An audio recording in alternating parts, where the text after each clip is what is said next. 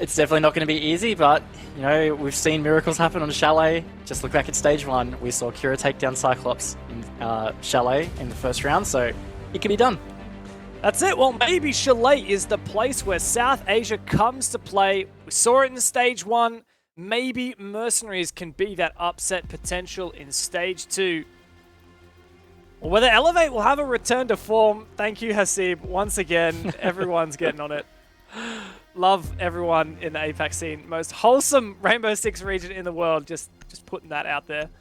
But as we dig into this, look, we already touched on the fact that Chalet is a bit of an upset map, but also the guys kind of touched on the desk earlier, like this isn't necessarily a great map for Elevate, so that's even more of a reason why Mercenaries might be on. Yeah, I'm going to try and read into it a little bit here. This is my take on the situation. I feel like Elevate, while it's not the strongest map for them, I think they've just gone with probably what they've got the most info on Mercenaries for. I'm not saying this is necessarily that map, but as has been identified, they have played quite a bit of Chalet. So I feel like this is a good middle ground. They've got a decent amount of info on Mercenaries that Mercenaries won't have on Elevate, and Elevate have had that opportunity to probably be able to prep for it, read into that veto. If this ends up being a very strong Elevate win, I feel like that was probably the case, but you never know. Could have been a real dark horse through the veto to favor Mercenaries. I think that's what's exciting about these newer maps in the pool like Chalet, is it can produce some pretty surprise results. Yeah, for sure. We've actually seen the Rooney get banned now. I think that is probably the first time I've ever seen a Rooney copper ban. I like that. I mean, a pretty rare run, but I like that. So, well, let's see whether it was Elevate who banned it. Okay. I don't know. I'm kind of curious here because it's an operator I've seen Elevate play all the time. Why are they banning it? Again, I think they've done some pretty solid research into what Mercenaries have done on Chalet. Personally, can't say or speak a whole lot to it, but I must be a linchpin there that they're feeling like is going to be a factor. Of course, Aruni is a bit of an impact player these days on certain sites. You know, it does prevent a rush. It does require that extra utility to burn. We've seen many occasions where it comes down to those late round situations where if you haven't been able to manage those gates successfully, you have to bite the bullet and maybe dump through it to burn some HP. You know, like, it can easily happen. Yeah, I like that. Fortunately, it looks like we might have a Rios here. Might have a cheeky little rehearse. Unfortunately, Hasib he's outie. He's gone. So, hey, Elevate setting up here on a kitchen defense.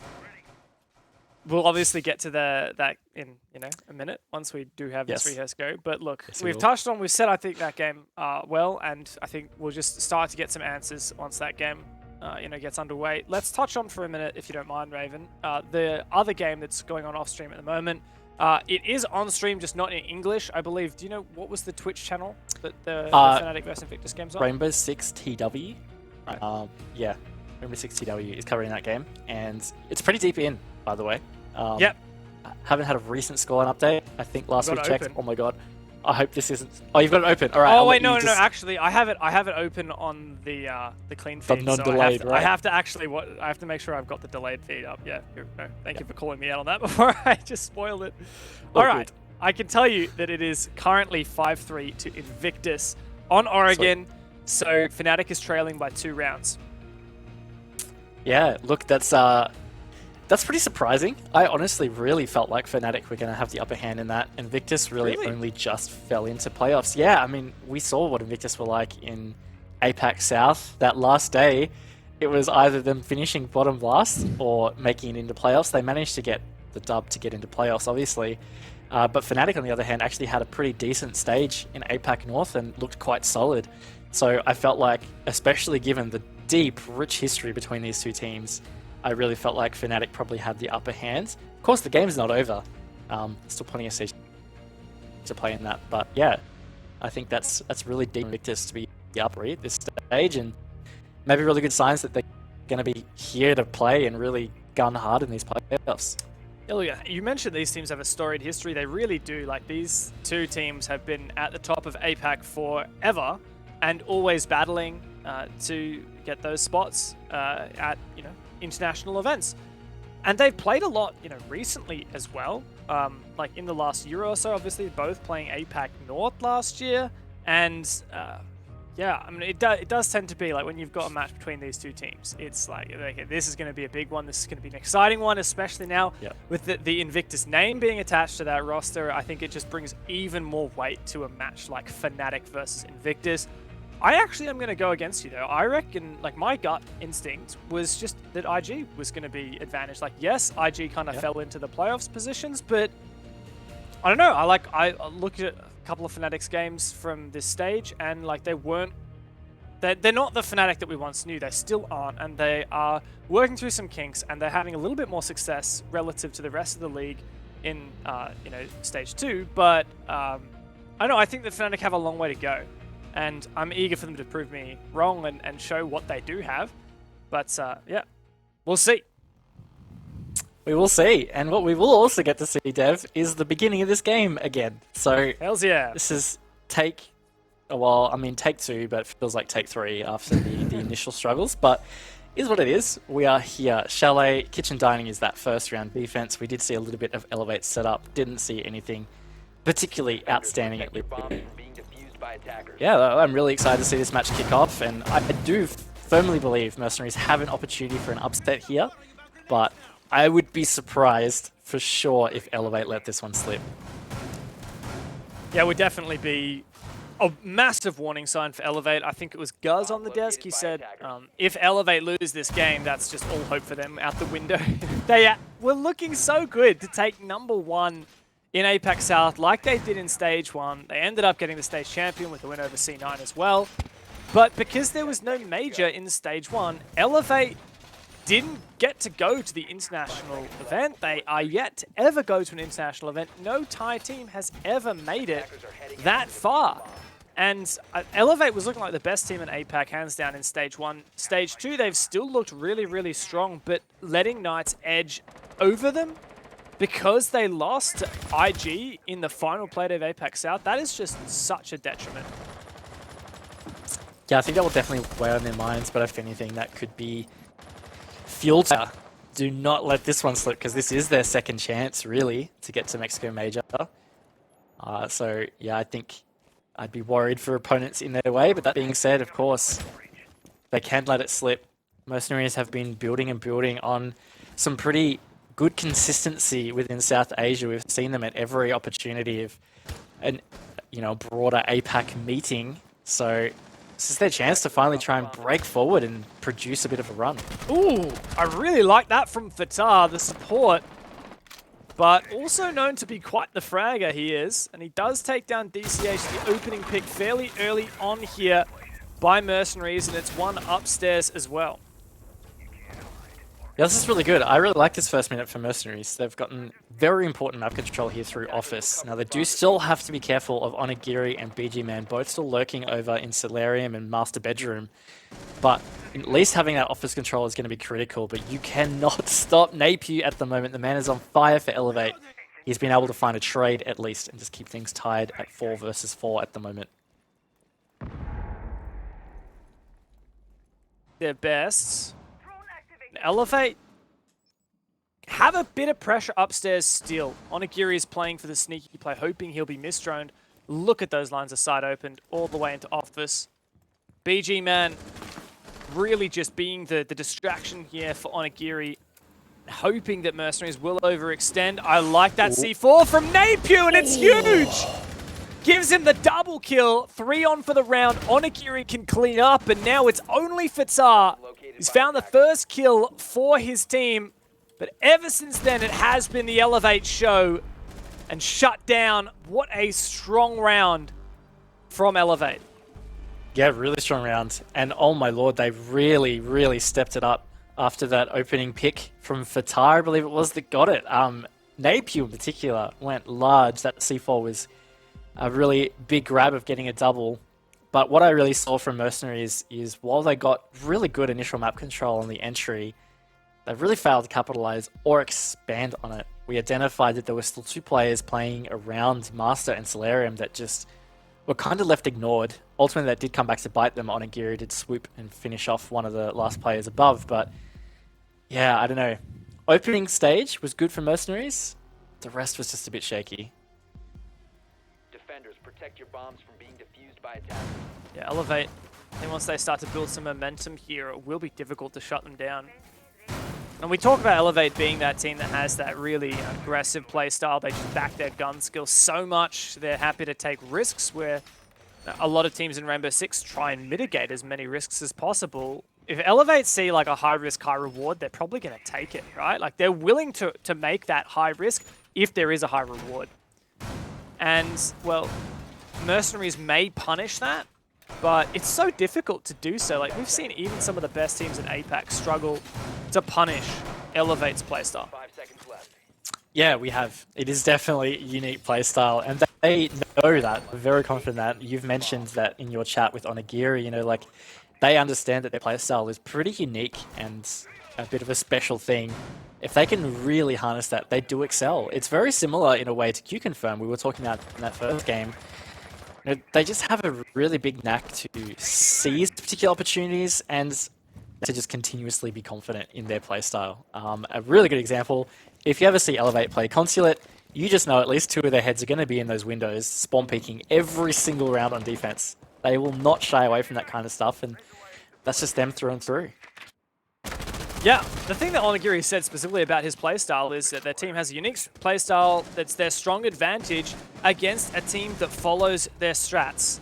And that's exactly what Mercenaries said they do. Like, in terms of playstyle, we have a balance. We're not aggro like other APAC teams. We like to play structured and strategic. And while we are seeing all the chaos ensue, this is just manifesting everything that I have just said. Elevate thrive in this chaos, and they pick apart structured teams like they are picking apart Mercenaries right here. And to that end, you know, Mercenaries self-described themselves as a balanced team, and I think that's just something that Elevate can really counter perfectly. And if you're really not down to try and readapt to that, it can be tough. Now, there are 2 Elevate players down here, but look at the teamwork. They just back each other up constantly, and all of a sudden, Onigiri just gets the double to close out the round. Ends up being a flawless one. Round number 1 might have had opening kill for Mercenaries, but Elevate took no prisoners on the second round. And, well, with that, I believe that's a tactical timeout. I wasn't sure, like, you know, the 2 capital T's can look kind of like a crying face. I wasn't sure if that was saying that he was crying or that he wanted to take a tactical timeout. I feel that. I feel that. Could be a technical also. We'll get the confirmation from the admins on that one. But yeah, I mean, what do you do at this point with Mercenaries? That is a good point. Good question. We just had confirmation that it is attack for Mercenaries, so I guess they're really just trying to regroup here, try and figure out what is going wrong, and in particular, pretty severely outplayed in that round. So yeah, just time to really try and rein it in and figure out what's going wrong. Hard to gauge this at this point, honestly. It's only been 2 rounds, at least from my perspective, but I don't know, maybe just some hesitancy, some nerves. What do you think, Dev? Well, I think that there's no doubt that most viewers that are not from South Asia are probably looking at this game like, hey, you know, newest region, like probably this is a freebie for Elevate. And like, I don't want to play into that because I always want to give new regions a shot. And I think that it's important to give them credit as well. But at the same time, like, be realistic. You know, this is Stage 1 champions versus Mercenaries who aren't even the #1 seed out from Southeast Asia. I do think that Elevate are very likely to win this game, but I don't want to count Mercenaries out yet.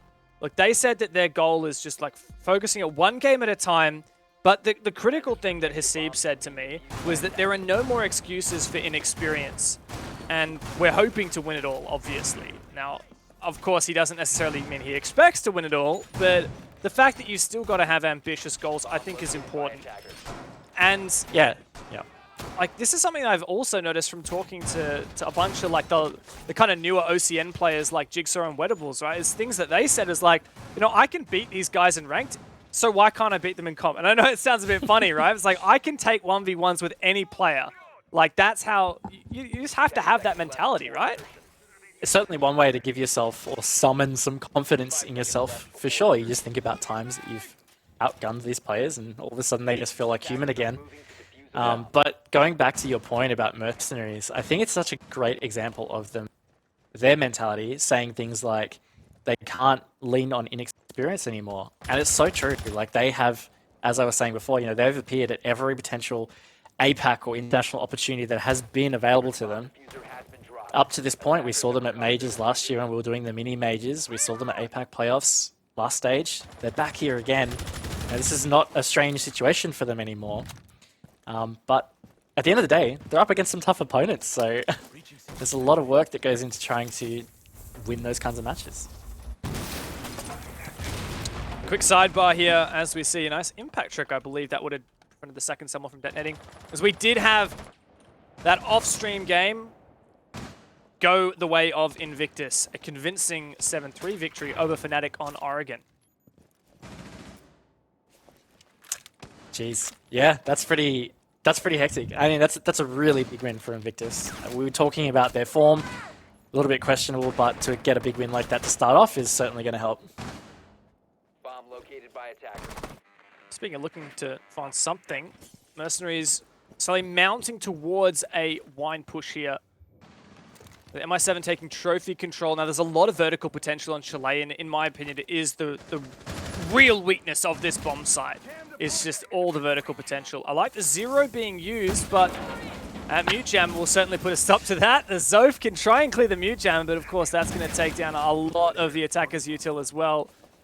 We do have a zero cam finally making its way through, as well as a breach onto this one wall, so fewer and fewer places that are safe for Elevate to sit. There's another Mute Jammer in the way there, just on the side of the wine cellar wall as well. Missed here for Snow on the peek into blue. Now this is really telling for Mercenaries. They have some pretty decent control here at the back of wine cellar, and now they've found the opening. This is something that they need to capitalize on, but Onigiri is ready to pound thanks through dining. This could be huge for Onigiri, but MI7 is watching and does punish. 5v3, this is the best chance we've had for Mercenaries to find a round. BG Man's pre-fire nets him nothing. Fatar is deep in sight, opening up an avenue for Hasib to get this plant down, but that gas forces them out of position, and this is looking difficult. Sapper and Napier to hold on now. With time ticking away, MI7's going to get shut down as well. Hasib forcing that plant down, but Mercenaries are dropping like flies. Not without a chance for Snow, though, to take down the final two players, and for Mercenaries to find their first round. Bit of a hectic little frag fight there at the back of wine cellar, but it has been sorted out. Mercenaries come out on top. Really good effort from them. Found their first round, really important, and on the back of that timeout. Probably even more critical, honestly. You don't want to be calling those timeouts and still losing rounds. Good to see that they've been able to sort something out. Would be great if we ever had insight into exactly what was said, but hey, it has worked. And I reckon if they can just stay in touch with Elevate here, even just get a 3-3 half, man, it really is on for them to be able to take this map. One thing that does weigh on my mind a little bit, and look, it's hard to back this up with stats because I don't personally have that many stats from South Asia, but like I feel like this should be an attacker-sided map. Funnily enough, the APAC North stats doesn't support that, 58% defensive win rate. APAC South, I don't know really if you can look into it much because it was played so few times, but again, very defensive-sided, 64%. I feel like Chalet is an attacker-sided map. Just like the nature of the map and how it plays. I don't know. Obviously, the stats don't support that claim, so you're fair enough if you don't want to believe me. But no, I feel like Mercenaries really should be aiming for a 3-3 half here, or better. Like, they win 2 of these attacks. I don't know if that's enough. Might not, but wait and see what happens.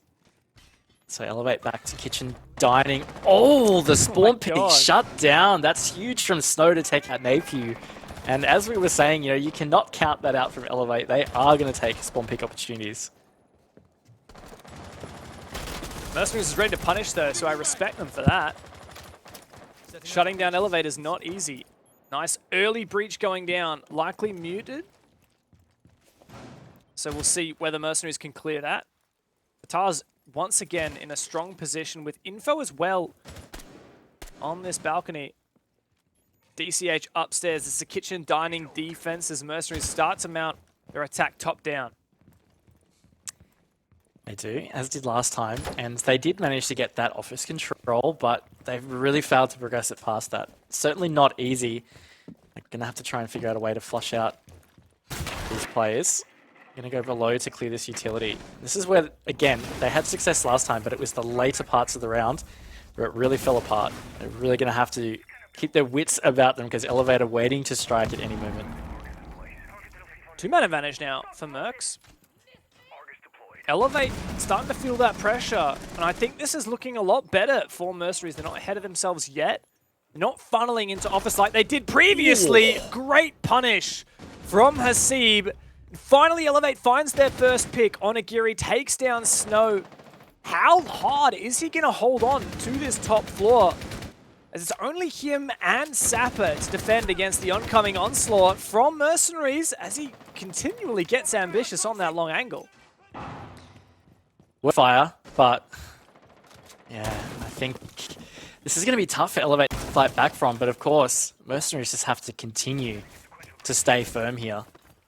They've got a really solid position with this vertical play. They're going to be able to get this wall open from the Great Room with still 50 seconds on the clock. I'm saying post-plant seems likely, but you just never know with these Elevate players, in particular Onigiri on the board. This could still turn nasty.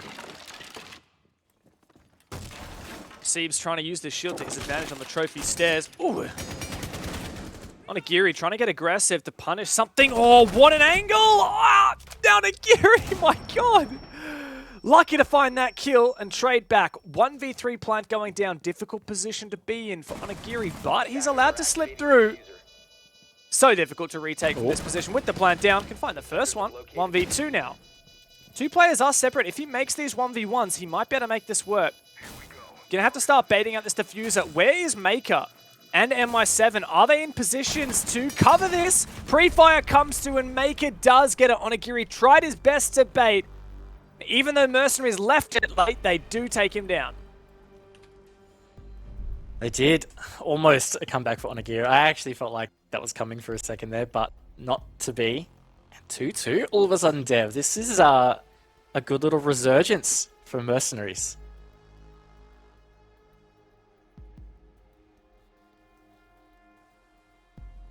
Not a bad position to be in now, evened up, but I do wonder. Elevate, what's the... Where are they sitting at the moment? They're just letting so many opening picks go, Raven. They are. Look, honestly, I actually feel like Mercenaries could almost be 3-1 up right now, because I really felt like that first kitchen dining attack could have gone in their favor. Like, they'd done a lot of that early work that we saw happen in that round that worked out. I mean, one thing that was very different, Napier spawn peeking absolutely shut down by Snow, which is real, obviously, because Napier is a very big impact player. But, I don't know, Mercenaries are really showing up in these Chalet attacks so far. And as you were pointing out, we've actually seen that Chalet is more so defender-sided in APAC. So that's pretty concerning if you're in the Elevate camp. If Mercenaries manage to take this half as a majority, this could still close out and get 4-2 for this half. That would be seriously detrimental. Yeah, look, what I've seen from the past of Mercenaries is they actually had some really good attacks. They do play a little bit more structured than a lot of teams, which is what Hasib was saying, but also, like when I was doing research for like the previous events that we've casted them, you know, I love their consulate attacks. They were a lot more kind of just objective focused, I guess. Like instead of just going around the map looking for picks or taking unnecessary map control, they would kind of just be like, okay, what do we need? We need to breach this, then we need to just go and execute this plan. And it's funny because that's exactly what Elevate and Onigiri said, that that's what they like playing against. That's what they think their playstyle counters well, is throwing a spanner in the works of those plans. And yeah, it's great when Elevate can throw that spanner, like that C4 up through the floor in Office that just completely dislodged Mercenaries. But like when there is no spanner thrown and when everything that Elevate tries seems to fail, and it's just lending Mercenaries numbers advantages, I think that Mercenaries can be very happy with that. Yeah, I think something that's impressing me with Mercenaries is, yeah, they're actually being, you know, quite tactful, quite thorough, but they're going toe-to-toe in the frag department. And that's something that Elevate is probably more often on the winning side of. You know, they have very sharp players. We've seen some absolute frag fests out of Onigiri. We know all their players are capable of it. BG Man in particular, you know, like he's had some really big games in the last few play days of APAC South. But here's Mercenaries, they are going toe-to-toe, and we've seen a couple of one-on-ones that have just gone out in Mercenaries' direction. And so if I'm Elevate right now, I think I would be a bit worried about that. I mean, they've got to have to go back to looking at their playstyle and just being confident in what works for them. I know a lot of that is grounded in, you know, aggression, swinging, gunfights, whatever you want to call it. But there's also some other, you know, more, I guess, broad structure to it. And that's what Mercenaries is picking apart. Because especially, like you were saying, once Mercenaries have that man advantage, it's just becoming very hard for Elevate to claw that back. So maybe for Elevate, it's about adapting to the early round. You know, actually put the spawn peaks aside and maybe set up some other kind of entry traps to try and get that man advantage in the initial part. And then they might find that that's just where they can carry that momentum through. I don't know. But I feel like there needs to be some adaptation from Elevate right now. Yeah, and look, we've definitely seen that from them in the past, and we know what they're capable of. Like, I think there's no doubt that, like, probably if these teams were both firing all their cylinders, we'd expect Elevate to be comfortable. It's just, you know, thinking about esports and sports in general is it's not about how good potentially you are. It's about how you perform on the day. That's whether you're going to qualify for the major or not, right? So, look, I do think that Mercenaries have what it takes to pull off an upset here. I think that it's interesting coming into this because not only did I had higher expectations of Kira when they played their game against Down 1 and got smashed, but like as a kind of result of the two South Asian teams, I didn't have as high expectations of Mercenaries. Like literally, Hasib said, this is verbatim, what I'm trying to say is I'm not sure if we are bad or if South Asia as a region has improved, because they found Stage 2 of South Asian Nationals more challenging than any that they've played in the past. So that's what I find kind of interesting here. Yeah, I think it's actually such a great point, and honestly, from my perspective, I would say that it's just a sign that a region is developing. We can definitely speak from experience with ANZ way back in the day, Dev.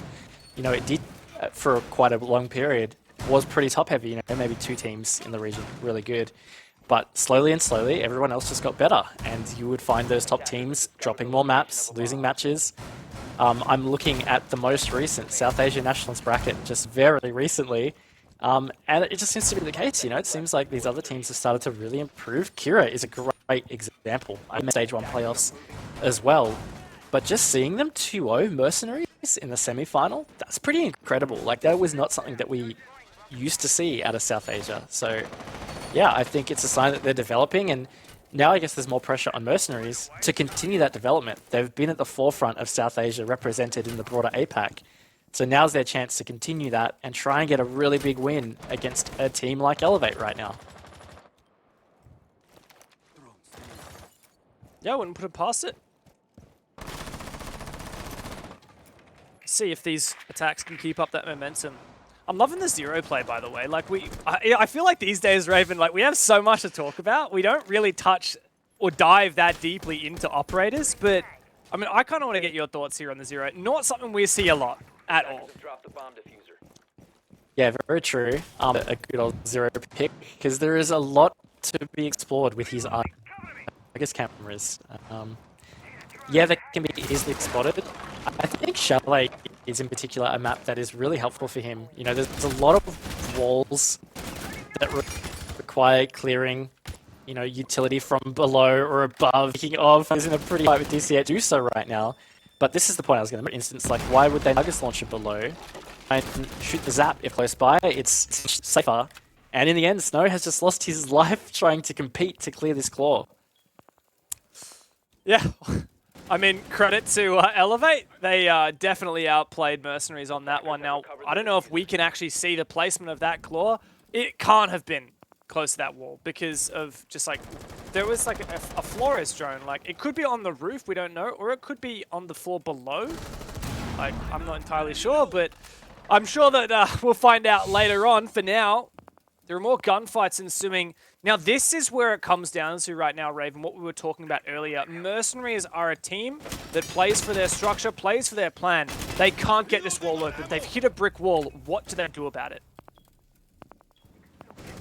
Yeah, this is where they need to fight through. MI7 gets a quick double. Very, very important to get this. And again, this is Elevate with the man disadvantage. Oh, Napew! Oh! Does get 2 for it. I think that second one was downed, actually. Despite MI7's best efforts, this is all on Maker. 1v2 as Napier does finish off MI7 rather as well. Sapper doesn't seem to be watching the right way, but it doesn't matter because Napier's just made it a 4K. Yeah, Raven, look, we talked for a long time that round and then everything just happened.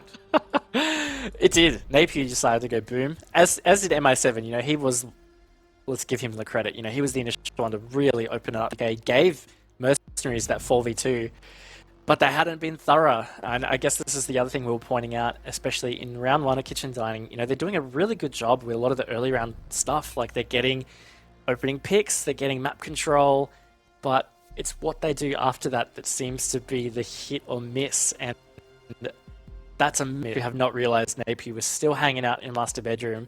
That was a round in the Mercenaries' pocket for sure. 4v2 with the map control they had, but yeah, not to be. So we're at a pivotal moment here, Raven. End of the half.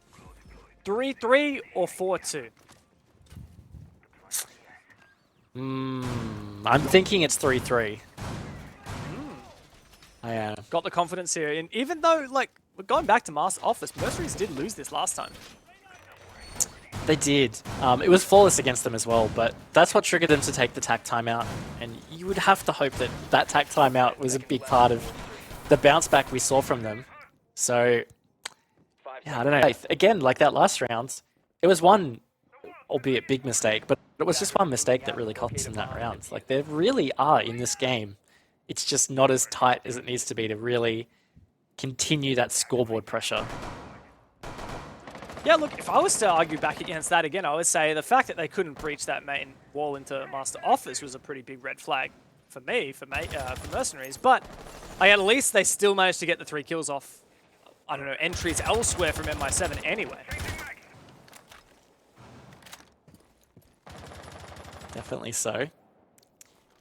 Again, I think what's really critical, if we're speaking to Elevate right here, is to just tighten up this early phase, because although DCH did get the opening kill, it was traded back quickly enough. But it just seems to be when Elevate just control the earlier part of the round, they're able to carry it through. That's certainly what we did see last time Master Office was held back in round 2.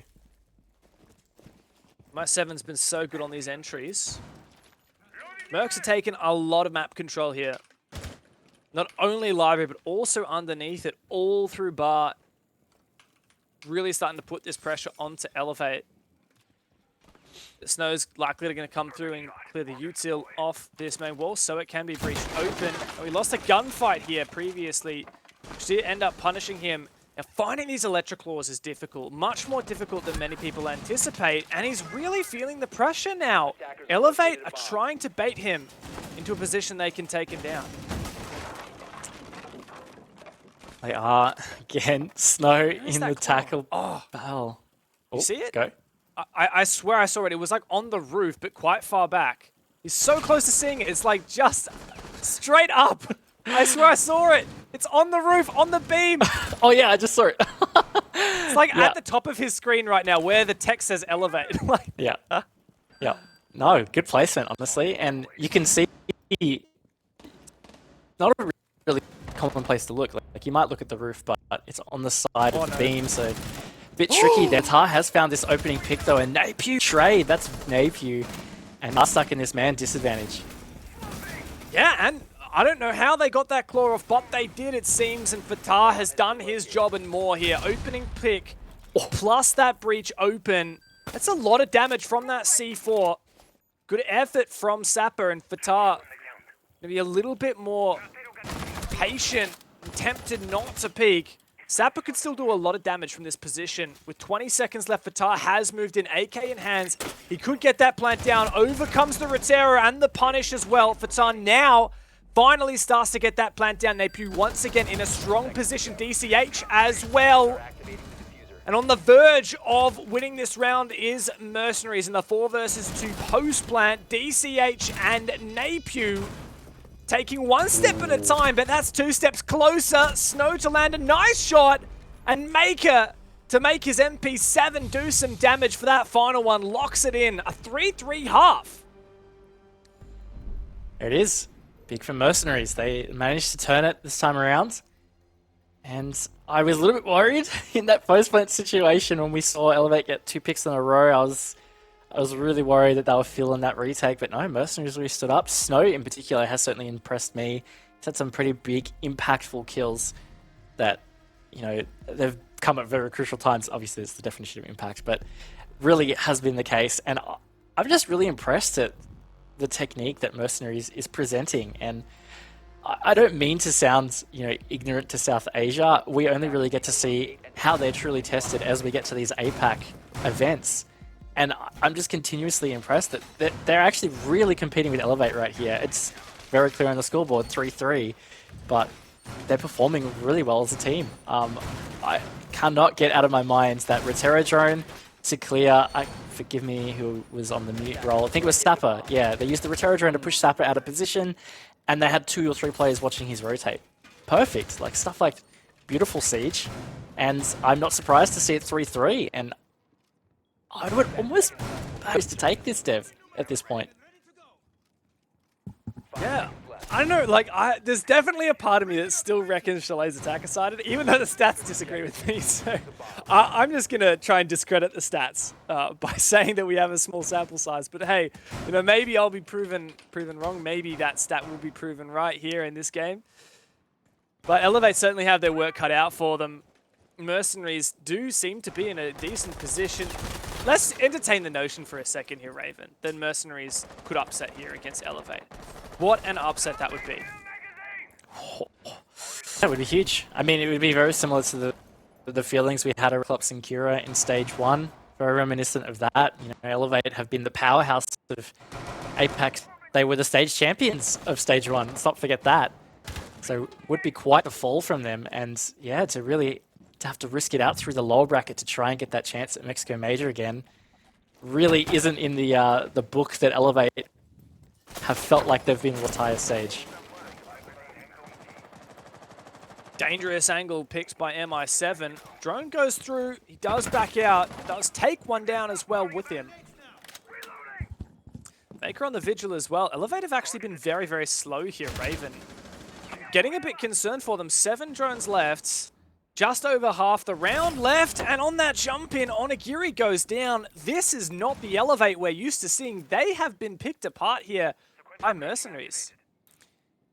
Yeah, full credit to Mercenaries. They've really been stepping up. They're playing some great siege, and this is pressure onto the reigning stage champions of Elevate. They answer back through BG Man, but again, this is a really scary situation. They're starting to really lose time. We're halfway through the round now, but very critically, they've gotten this office wall open. They've got control of Fireplace and Library. The AP hanging out down below as well and setting up some really great flank Argus cameras. So, I mean, it's all going for Elevate right here, but of course, there's still 4 Mercenaries players up. You can call them Argus cams. They're always going to be Sam cams to me. Nothing else. Sam Fisher. Does have a... I've played too much Splinter Cell to let it be anything else. This could be a great name! Oh. See you later, Fatar. Hope the reception's all right now to space. Wow. That nade was actually well captured from Obs. Thank you so much. But yeah, that was Marshall and huge. Andy on Obs today. I'm not sure who's on which stream. 30 seconds though, Dev. This is going to be a pretty tight execute here for Elevate right now, but they have the man advantage. They have dislocated a lot of these positions. Let's see how this execute comes through. Elevate start to force that plant down, and DCH is holding on to Piano. An impact nade seemingly unimpactful, both in fact, and now it should be a simple cleanup for Elevate with Maker, the last one left in a 1-on-4. Gonna have to hit some gnarly shots. He does get the first one. 3 more to go, but not gonna get a single one. Elevate do start strong. It might have been a slow start to that round, but they do find it at the end. Yeah, look, good answer back from Elevate. It was a bit concerning. You highlighted it. Pretty slow start for Elevate on the attack. Like, they were being really thorough. Sure, can't discredit them for that. But even just the opening pick to Onigiri just felt pretty chill for Mercenaries, at least. Like, a bit of a freebie, so to speak. But Elevate really did a great job bouncing back. They did a really great job of taking office, I have to say, even though they were tight on the time frame. once they got that wall open, they were pretty set for that execute with about 50 seconds to go. That's certainly where you want to be. Time for Mercenaries now to really step it up. They have such a great opportunity ahead of them to potentially close out this map. They've competed to this point.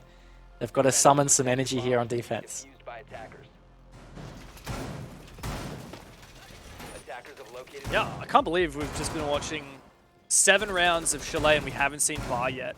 But here we do finally get to see my favorite bomb site on this map. And one that, if you've been watching R6 Esports since Chalet got added to the pool, you may well have seen to death. This was, I think, a bit of a gold nugget in the rough when people discovered how to defend this bomb site with all these shields upstairs, really holding on to that top library stairs, using the vertical angles and relationship between library and bar, or gaming, I guess, technically, to really just lock down both of those rooms and protect them. It was beautiful to watch. Has phased out a little bit of fashion, though, with teams starting to get a lot better at hard countering it, especially, you know, with Jaeger or my nerfs and with the Flores coming in. Flores in particular, you have to say he's had pretty big impacts in competitive. We do see a lot of Flores picks, a lot of Flores bans. You know, it also really indicates how strong he is. Just the amount of Rotero drones, the damage they can do, whether it's burning, Mozzie pests, blowing up shields, all kinds of things. You know, very versatile. And Elevate, among many other teams, has certainly leaned on that strength.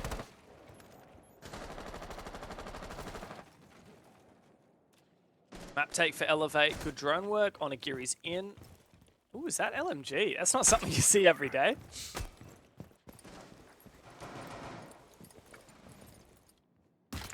Do love me some Zofia LMG. It's I would say it's pretty underrated. I mean, I think a lot of people don't play it because the reload time is quite cursed. That is for sure. You have a massive magazine. There are certainly times that you won't even have to reload. Curious to see if that's the case for Onigiri. I'm sure he's used to using it. But similar story to the previous round, Dev. We're about halfway through. Elevate do have some good map control here on the top 4 on the master side. But I would call this kind of slow by Elevate standards. Again, just being very thorough, using those Argus cameras beautifully to clear that shield. But this is where they need to start to make a bit of an impact. You could call it slow, but they've made really good progress in terms of actually clearing this util. Not only the Vulcan shield, but also the shield that was top library stairs. So it's really just a matter of time before Elevate start to erupt. We do need to see that happen soon. Onigiri is still holding flanks. As a result, they don't quite have as much bite on their entry as they would otherwise. Here comes in the nade from BG Man, though. Fatah takes that position straight back, and Mercenaries fight back with 2 picks of their own before DCH can trade it once again. A flashbang to go through, but there is so much projectile denial for Mercenaries. 45 seconds left in the 3-on-3. Pretty incredible stuff from Mercenaries to fight back there. Felt like Elevate were about to really just run over the top of them, but not to be. Time starting to really tick away from Elevate, and Mercenaries are really nicely spread out here, really ready to pounce on Elevate's execute attempts. Such a good setup from Mercenaries. It's going to be a very difficult attack for Elevate as they start to try and erupt, but MI7 finds the first pick. Hasib just waiting for this hatch to drop. Shouldn't peek too early, though, as Onigiri and Sapper will be waiting. As they do, they clean house! Onigiri with the LMG, hold down left click, never let go, say goodbye. What a clutch from those two. Pretty impressive read from Elevate as well. It didn't seem like they played the execute for the actual execute. It was more like they played the execute for the bait to get those picks. Like, they really played that so well to frag out at the end.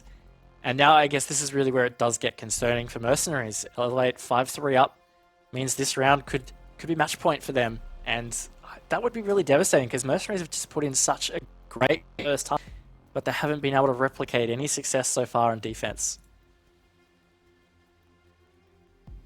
At what point do we start to get concerned for Mercenaries? 1 round off match point now for Elevate, and while we were seeing the praises of the South Asians, things have certainly slipped away in their defense. They can go back to Master. It'll be their second attempt. They still haven't tried dining, haven't tried snow and wine downstairs. Where do you go from here? don't think there's anything to do with their sights that they could do. I think it's just a lot more about what to do in terms of play style, just adapting to Elevate. I feel like the early round isn't that bad from Mercenaries. I feel like they're contesting pretty decent, and you know, Elevate are really getting the desired map control by around the minute 30 mark, which isn't too bad. But I think it's the late rounds that is the biggest factor here, that Mercenaries really are seeming to crumble.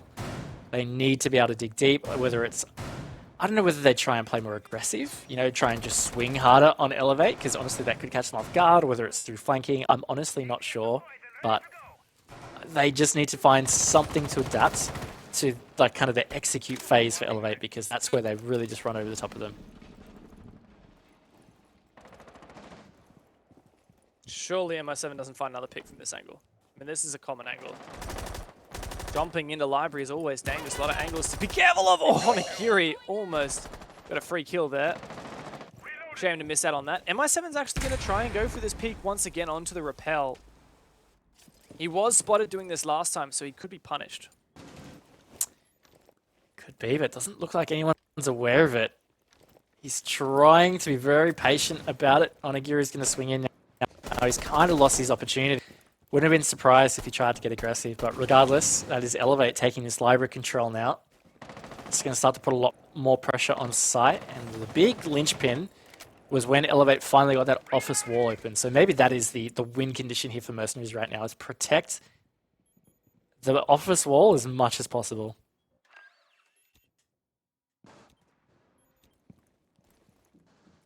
Once again, it does feel like Elevate's kind of slow. Mercenaries didn't end up shooting that drone. Worried? So, still a lot of info for Elevate. MI7 not addressed yet, but like you said, this wall needs to be addressed. Nades are going to try and come out, clear these claws. Onigiri's below as well. Really putting a lot of focus on it. I heard another claw go out. Surely that doesn't juggle that Selma. Surely the explosion of the Selma itself should destroy that claw. We do see the ace get a nice large hold on the wall. Yeah, and so far this has been really clinical from Elevate. MI7 though, he has found some impact. He's taken out Napier, who is top fragging for Elevate right now, and did so in Stage 2 in general. So that is a good pick. And this is, again, as we were saying, maybe where it's really important for Mercenaries to strike. We're getting pretty close to this execute phase now, given only 40 seconds to go. But Elevate are pretty much ready. They are just doing these final preparatory moments, and then they're going to be able to strike. In the 4v5, anything can happen. I don't want to count Elevate out yet. We've seen what they can pull out of the hat, but those gas canisters are going to make it very, very difficult for TAS. Still one in the pocket as well. Sapper's going to have to be nuclear here on the balcony. Has the diffuser, finds that opening pick as well. MI7 still below, but Sapper is still turning up. Elevate are dropping though. Fatar holds onto Piano nice and squarely. Sapper, the only one to find a kill in the round, and he's the only one who can do anything about it. Mercenaries stave off match point for a little bit longer. They do, and look, I'm really impressed. They really just stood up when it mattered. You know, they didn't overextend early. They did try to maybe work an early pick through Elevate's entry in 3, but MI7 smartly pulled away from Hatch. You know, that was where he got the kill last time. Didn't find a successful angle after that, and then, you know, he kind of just waited his time, and he measured it perfectly. In that final minute, getting that opening pick, Elevate didn't have an opportunity to really chase and try or do anything to bring it back. And then it just ended up being a pretty hectic execute. So, look, I'm really happy to see that from Mercenaries, and this could be the turn that they need. Still, it's going to be difficult for them to even close this out in regulation, right? Like, 3 more defenses after, you know, that was a good round. It was still a close one. Even though Elevate petered out at the execute, I still feel like Mercenaries haven't convinced me enough yet. And it feels almost inevitable that in the next 3 rounds, Elevate will find at least one, guarantee themselves the OT here. So Mercenaries really have to step up, not just a little bit, but a lot, in order to start to take this game back from Elevate. I feel like they're literally just playing catch up at the moment. Yeah, no, I do agree. They do need to make something work here. They've gone kitchen dining. Now, that's interesting. First time they've gone kitchen dining so far in the defense half, and I don't mind it. You know, I think it's good to keep Elevate on their toes and just gives Mercenaries that fresh upper hand. So yeah, we'll see what they've got in store on this. Maker looks like he's keen to try and just go for an early roam, and Onigiri is watching. Is he going to walk through this line of sight, Dev? This would be absolutely devastating. Yes! The Mercenaries. Oh! He's like, oh no. That surely is the sound cue though. Maker on the other side. Onigiri wins it. There you go, that's a big pick. Oh, almost such a missed opportunity. I mean, there's no way Onigiri would have won that fight, right? Like, if he had actually pulled the trigger, it would have just been a little bit of damage anyway. Bit of a risk to go in for it, but he gets it. Definitely worth, honestly. But yeah, it could have been a lot worse for Elevate. Good that they were watching that nice and early. And getting a visual off the board is always going to help with this early part of the round. You know, you feel like you can trust your drones a lot more. You don't have to worry about looking for those visual scans. And here we are, Mercenaries under a lot of pressure just outside of this first minute here. This is a really good start to the round from Elevate. Vertical angles being opened as well. I actually didn't realize this wall is completely unreinforced. Very risky. Does mean that Napier has to snake his way across, but he does get into this aggressive position. Mercenaries might not be aware. The E1D roars out, and numbers advantage evened and then not evened. Elevate still ahead, 4-on-3 now. Mercenaries, a lot of pressure still upstairs, but their control, their grip is slowly slipping away. Do like this from MI7, but he's going to pull back. Thought maybe that was the right time to strike, get a little bit aggressive, but no, he got droned out, pulled back. Probably a good call. Just over a minute to go here. Napier, he's pushed through. This could be deadly here, Dev. If he manages to find a pick on site here, would say it's over. But Fatah, that is a huge shot over from Trophy. Shutting down one of the most dangerous players Elevate have, and the one that was in the site. Mercenaries have peeled back. A lot of long lines of sight now being dueled daringly and carefully by these teams. Elevate once again have numbers on their side though, with BG Man finding yet another. When will this execute come through? Sapper still above, Hatch not fully open, and he has no Salmas to finish the job. That's a freebie if I've ever seen one. Fatah kept this round alive, but he's gonna have to do a whole lot more than that in the 1-on-3. BG Man to lock in match point for Elevate. Really good stuff from Elevate. Yet again, just finding the right opportunities. Round 3 was a potential possibility for Mercenaries, but nah, Elevate steps it up again, changed their gear. This is certainly going to be tough for Mercenaries. I mean, we've seen 4 defense rounds so far, and they're only 1-3, and all of a sudden they have to get 2 rounds consecutively just to save this game. Does feel out of reach here, Dev. They're going to go back to bar games. We saw that in round 8, and it was not successful at all. Well, I feel like 5 seconds left on the clock, it was favoring Mercenaries, right? It was a 3-on-2. But I think you just said it at the time, Elevate, instead of playing for an execute, they played to bait out the picks. And my God, that worked amazingly. That's the kind of thing you almost never see, right? Like, they didn't go deep for picks. They baited the picks and waited for Mercenaries to come to them. Very big bluff, right? Like, if Mercenaries just sat in their positions, Elevate would have just lost the round on time, sitting there holding angles. But it worked. So, you know, prior to that, Mercenaries, I would say, had the advantage. So I wouldn't count them out yet. I definitely won't count them out, but I just think it's unlikely. I mean, similar coming into this game, right? Like, certainly wasn't counting Mercenaries out, but just was an unlikely outcome. Being said, they've really put up a really good fight so far in Chalet. I do think they can bring this fight back, but it's going to be tough. But we'll see what they've got. They've got a pretty similar setup to last time here as well, around Library and Pillar. And looks like Maker, oh, he's getting aggressive here. He tried to do a bit of a spawn peek, didn't net anything.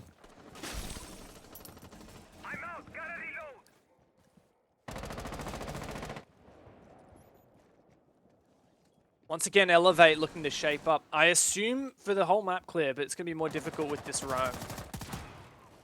I wonder if they'll try and bypass it. I wouldn't be surprised, honestly. Where's that pick? Is that just from that window? What an angle. MI7 caught with his pants down. Where actually is that body? Oh, okay. Is it top of the... It was top mezzanine, I believe, where the shield is.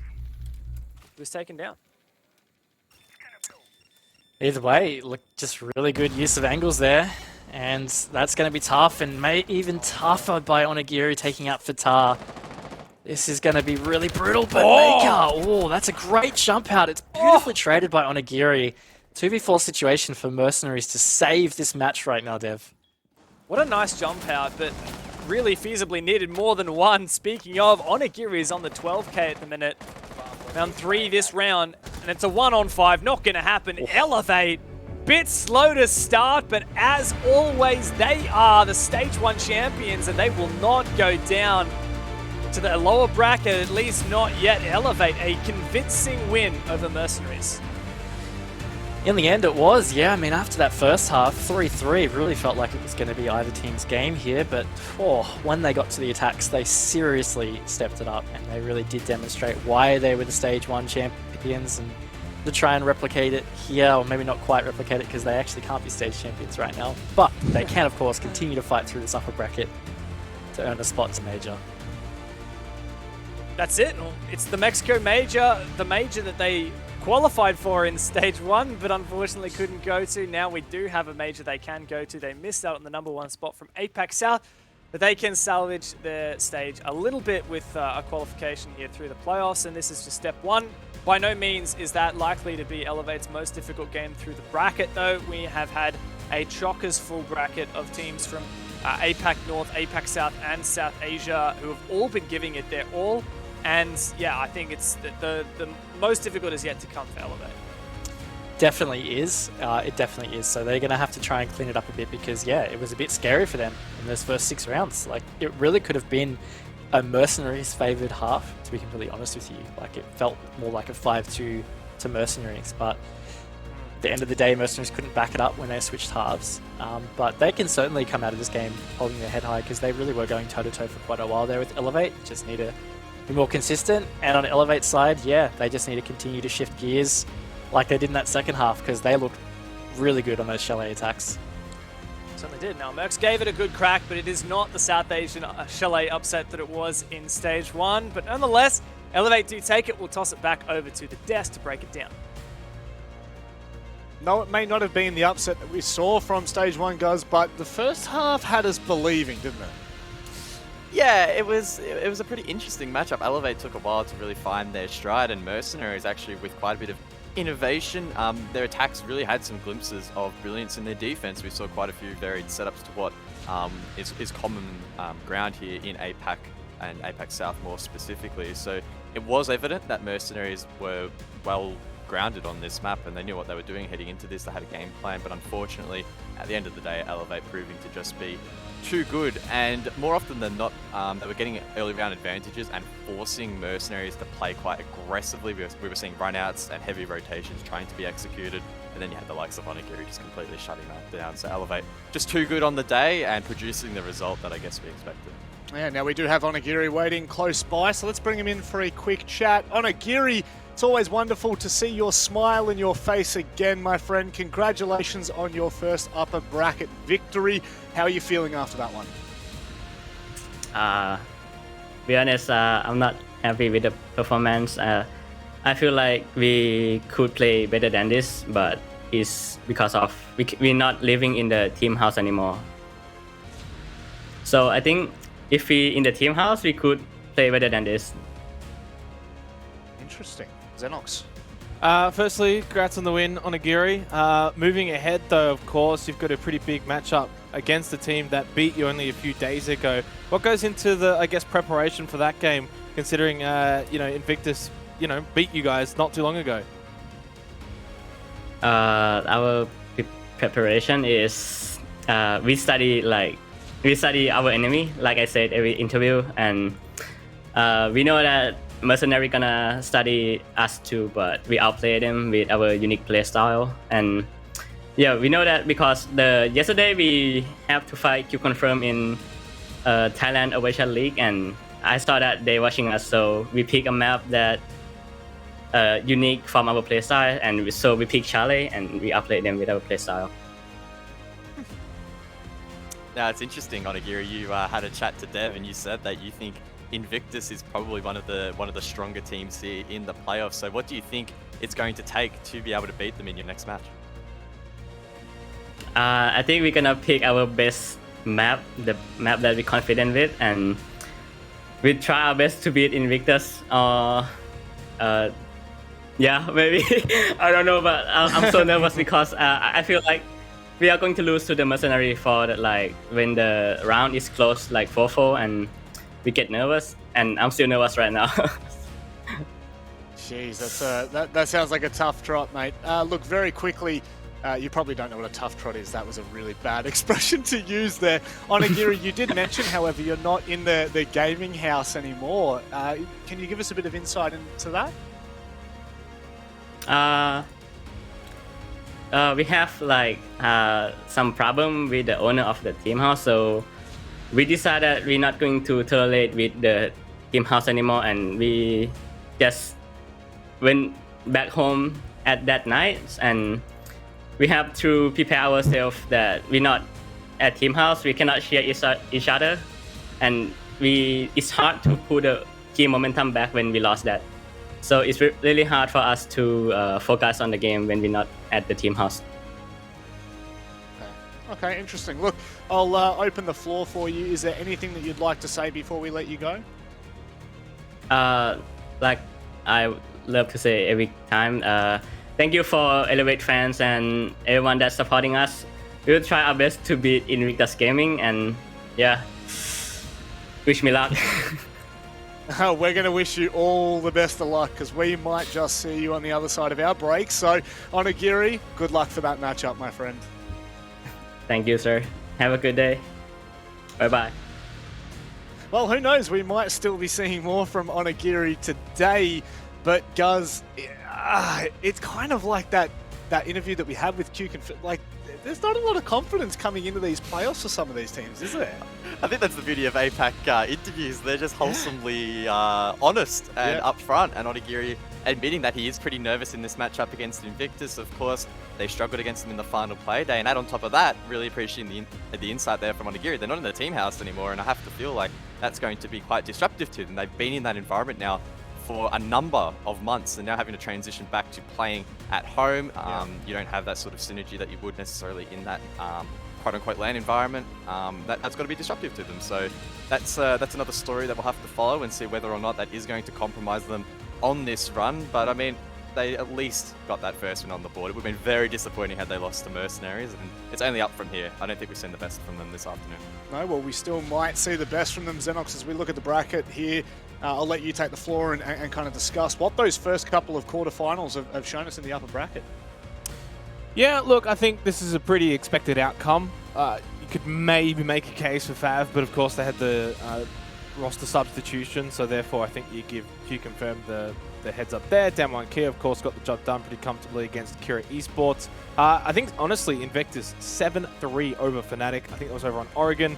That actual scoreline, I thought it would be a little closer, but I actually still would have had Invictus coming out ahead. So some bad news for Fnatic, who now have to run the entire gauntlet down below.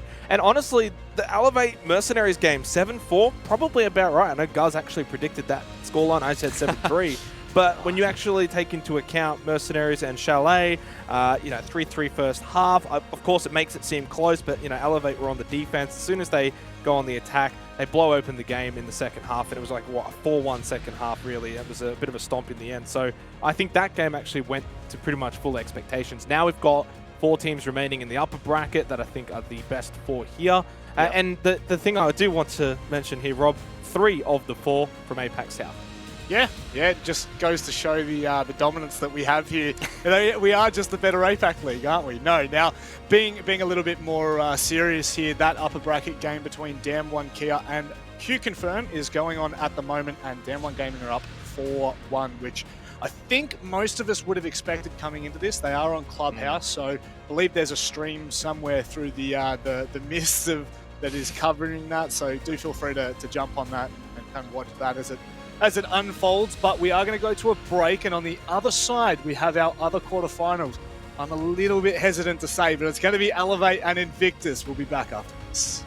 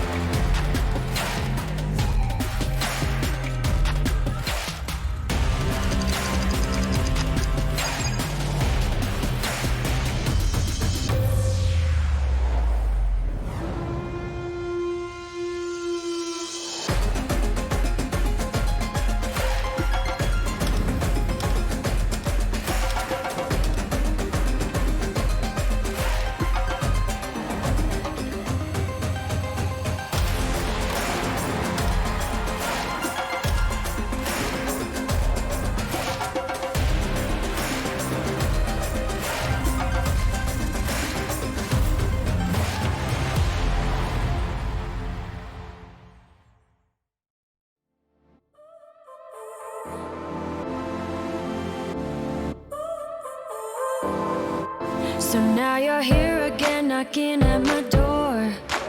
A little too late for, I'm sorry for. The lights went out cause you kept cutting the cord, and I started to fade into your gray. See, I finally opened up my eyes, and I saw me coming back to life. That I'd be better without you inside. It's time to be someone I wanna recognize. The future starts right now. I made a reservation, but you never came, so I'm checking out. The fire you stole away, I know one day we'll come back around. The future is now.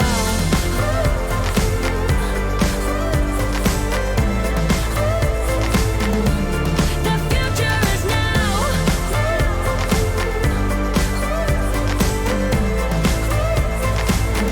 The future is now. I waited for you in the passenger seat. There's only so far I can ride in your dreams. While you were chasing everything else but me, I'm starting to break out from your gray. See, I finally opened up my eyes, and I saw me coming back to life. That I'd be better without you inside. It's time to be someone I wanna recognize. The future starts right now. I made a reservation, but you never came, so I'm checking out. The fire you stole away, I know one day we'll come back around. The future is now.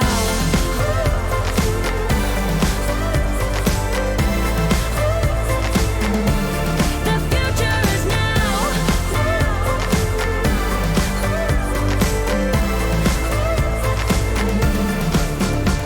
I'm not backing down, cause the future is now. Not backing down, cause the future is now.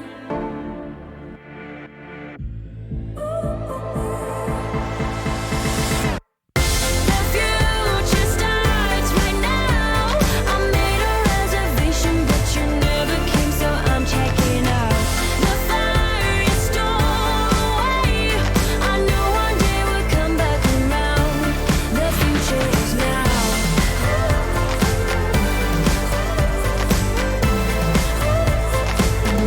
The future is now.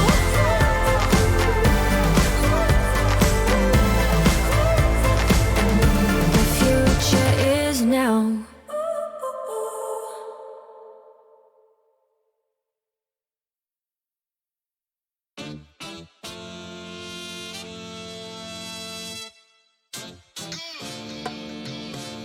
Yeah.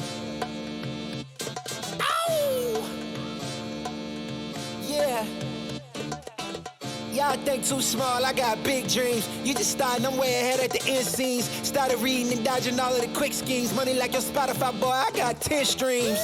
And I'm still looking for more. My people, they got a soar. I'm putting that on the Lord. Ain't accepting, ignore, just kicking down all the doors. Guarantee you, boy, if I ask for it, it's gotta be real big. I gotta make it just for my kids and for their kids' kids. That's wealth years and years. Promise my brother soon as he out and finish this bid, we finna do it bigger than anybody ever did. The odds is real big, jobs that's real big. Satan trying a little, my God is real big. Stayed up on the grind on the cars is real big. I gotta do it big, the only way that I can live. And I promise I'm trying to. Before you count me out, homie, let me remind you. They was blocking the shine, now I think it's my time to. Counting them dollar signs like lights, they'll blind you. Let me rewind to back when I was broke and I couldn't acquire 2 cents. And now I got 2 rents. They was sleeping on me, homie, must have got too big. Call my phone, I be like, who this? Damn right, hell yeah, I'm brand new. Smell like can too. I'm fresh forever like canned food. Try and tell me what I can't do. I wanna see the world, my vision on Shamu. That mean I got goals that's real big, foes that's real big. Your offer too little, sorry, my soul is real big. Coming into the ring with blows that's real big. I gotta do it big, that's the only way I can live. I gotta do it big. I gotta do it big. I gotta do it big. Gotta do it big, that's the only way to live. Gotta do it big. I gotta do it big. I gotta do it big. Gotta do it big. That's the only way to live. Come on. Yeah, come on.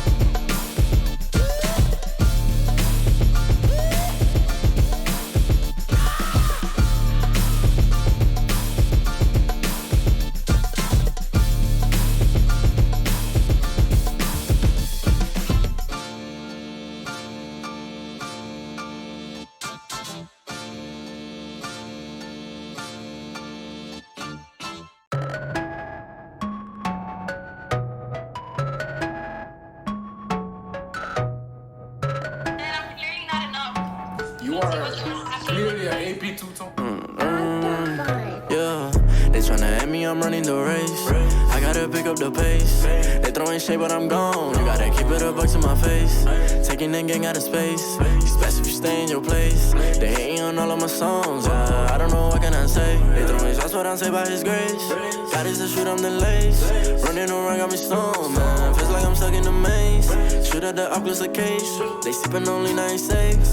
I can do it on my own, yeah. They judging me off my mistakes. This flow is so heavenly. Most of my friends and frenemies. They tryna bring out the beast. I'm batting 1,000, my game is elite. I'm running around in the streets. They tryna catch up, but they still can't compete.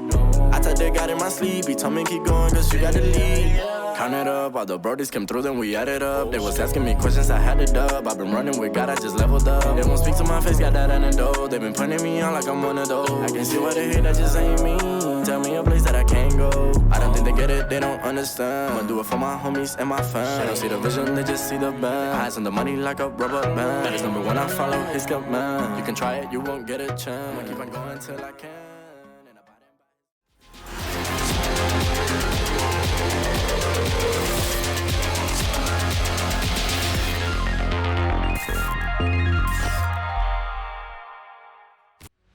Welcome back. Our quarterfinals for the upper bracket are done and dusted, which leaves us with the semi-finals and, of course, the lower bracket quarterfinals to go through. It's not really the quarterfinals, it's really just round 4 that we start on. However, this is the big matchup right now. The reason we say this is because Invictus Gaming International were the ones that grabbed the Mexico spot away from Elevate little less than a week ago, guys. There's so much on the line here. Yeah, it was 4 days ago now, I believe, July 22nd. Played on Consulate. We headed into that matchup with the expectation that Elevate would probably get the win. Had they have won, they wouldn't be playing today. They'd already be preparing for the major, as they would have achieved the direct invite. But unfortunately, they did drop the ball. Invictus with a real late run of form here, managing to get that victory 7-5. So they have some best of 1 form heading into this one.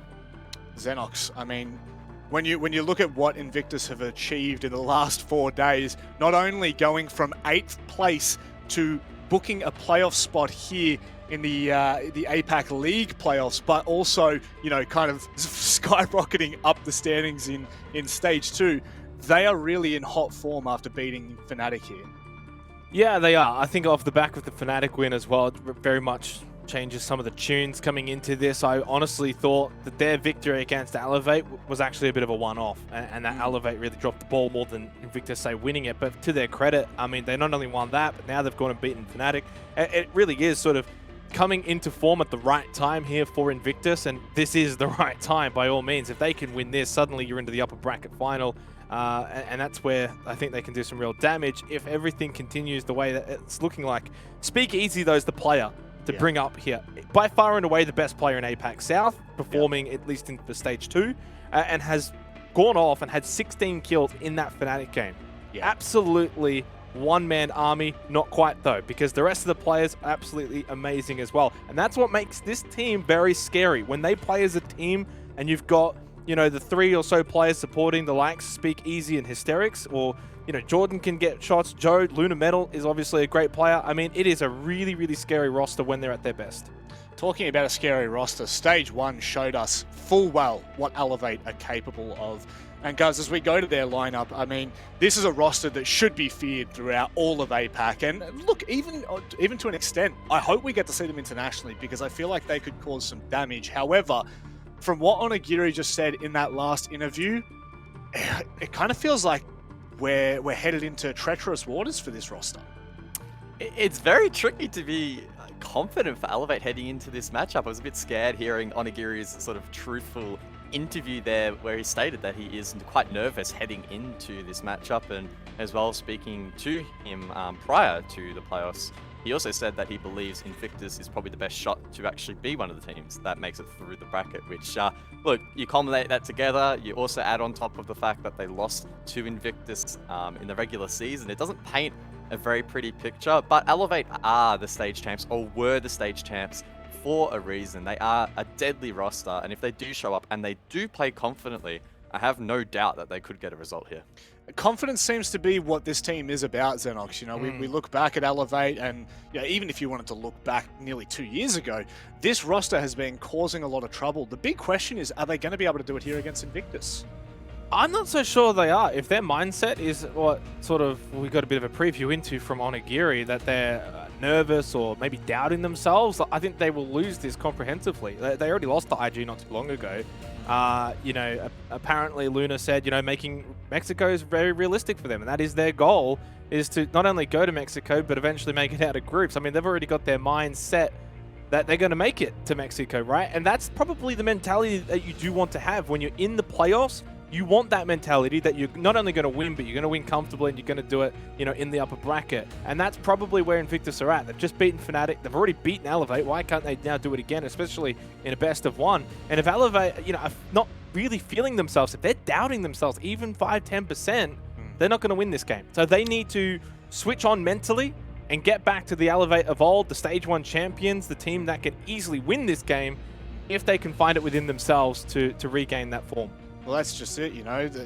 A great godfather of ANZ Siege once said, of course, not to be confused with the Don, once said that it's 95% mental, and honestly, if we were going by that, Invictus have already won that game, like you said, Xenox. They two completely polar opposite mental games coming into this one. And speaking of the game itself, let's have a look at the vetoes, because I guess this might give us a clear indication, guys, as what we could expect. We're not going to be seeing Consulate, although it was left in until the last possible ban. So Invictus maybe playing some mind games there, but we head to Cafe.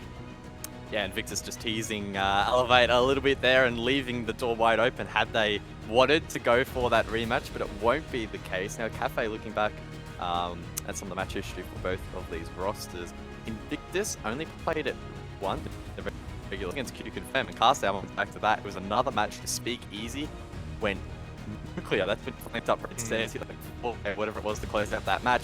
7-1. So they crushed Q Confirm that occasion. And that was also, keep in mind, when Invictus were in a really rough patch of form, so we did not expect that result to come out of the bag at all. So that is a little bit scary.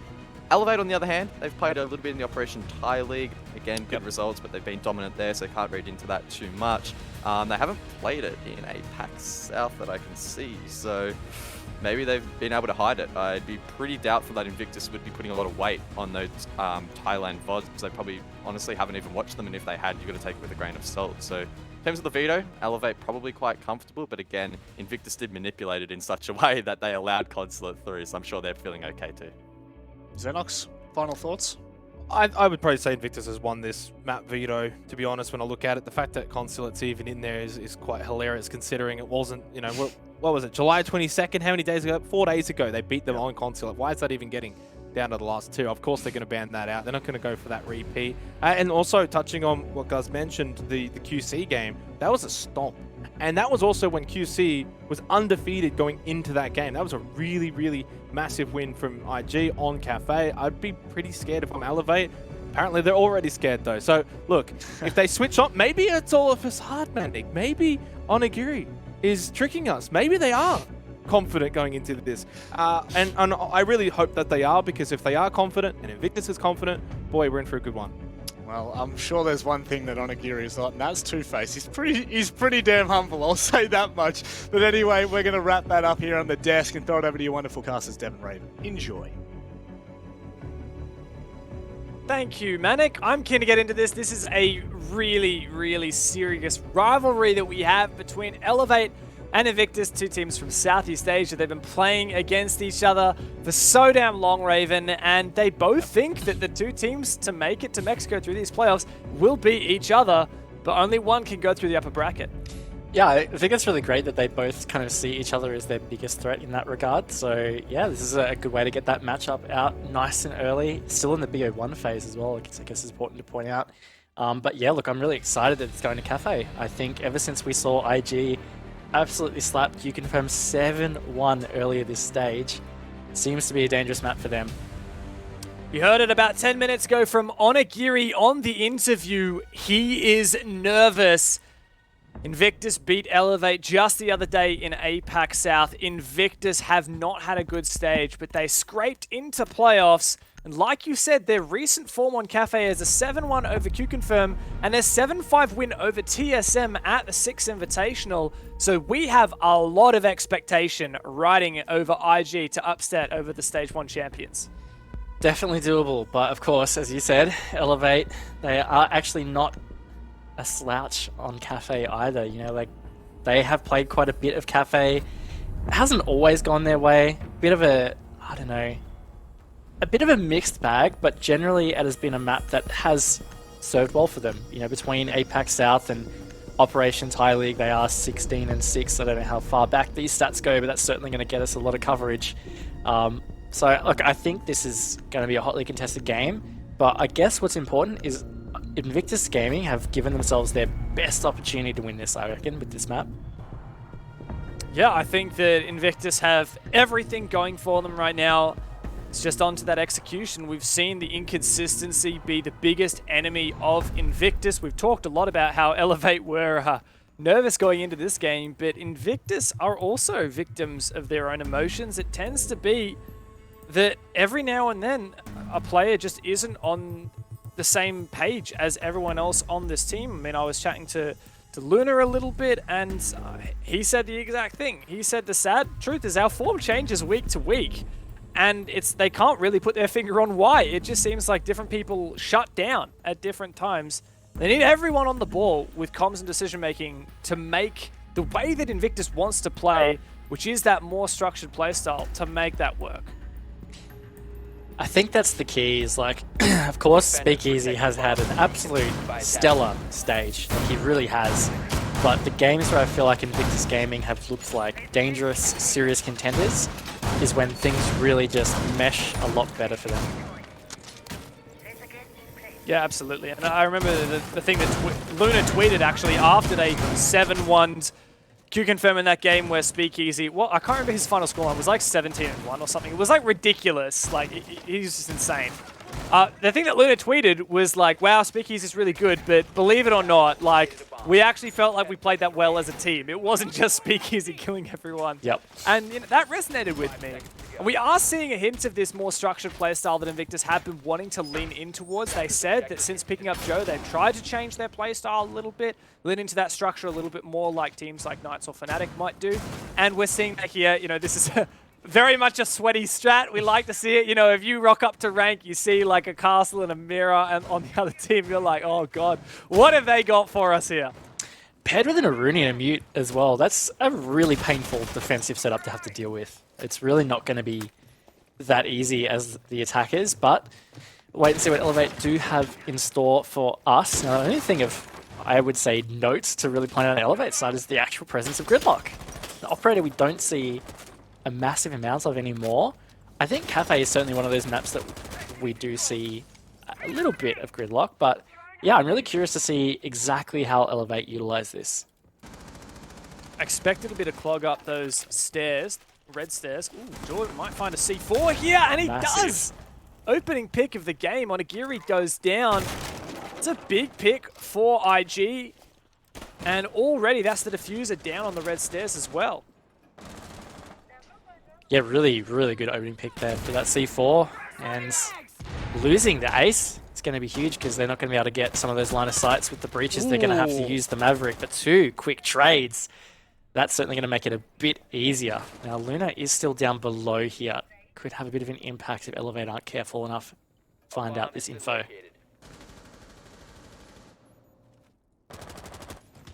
Cheeky positioning from the Elevate players. Still this roamer downstairs from Invictus. Starting to really put that pressure on, though, is Elevate. Really pincing onto this train room where that last roamer is. Luna goes down. Really nice trade, though. It's Speakeasy. Always ready to pounce. It comes to life with that 416 carbine. Evens up the numbers, 2-on-2 now. Great drop through the hatch from him. Sapper, though, is still hunting. This duel could well dictate the round. Sapper wins it.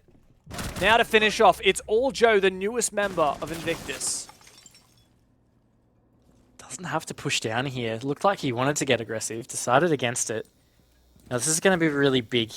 Depends where the info Elevate still have is hiding. Joe has gone to a pretty advantageous position in the bar back store. Now less than 30 seconds to go. This is crucial for Elevate to continue to be thorough to close this one out. It's on Elevate. That's a nice flashbang, but Joe dodges it. He has info. Needs to take these as ones, but doesn't land that headshot. Does that time, and now in the one-on-one, Sapper has had a big round, and the Skeleton Key unlocks the victory and takes down Joe. What a close contestant already, Raven. This is going to be a game. Yeah, that was a good round. I really enjoyed that. That was very tough fought, back and forth. And if it stays like this, oof, it's going to be a banger. Maybe we'll get to see the OT today. I'm not sure, but really good start from both teams. Honestly, that round really could have gone either way. I guess you would say Elevate probably had the upper hand. I mean, they did, right? 2v1, but Joe played that fantastically. Yeah, Sapper had a big round as well. Like we talked about Speakeasy dropping down that hatch. But Sapper really had those... I feel like every single moment where the switch kind of flipped and Elevate regained that advantage, it was because of Sapper, right? Like you think about him playing in reading and finding that refrag on the Joe. You think about obviously at the end there winning that 1v1. Like very, very impressive stuff from him, really pivotal. Now Invictus aren't going to dwell too much on the loss of that bar defense, even though I feel like it wasn't really anything to do with like the setup that lost them that. They are going to switch it over and go reading. Yeah, may as well switch it up. Again, Cafe is one of the maps that benefits from kind of just being able to rotate through sites pretty well. So may as well switch it up. But I like the persistence of the mirror. You know, I think mirror definitely has a pretty high degree of effect on Cafe. It does create just an extra layer of something to deal with or even be worried about. You know, you can decide to ignore it, but it's always going to have that presence and assistance to the defense.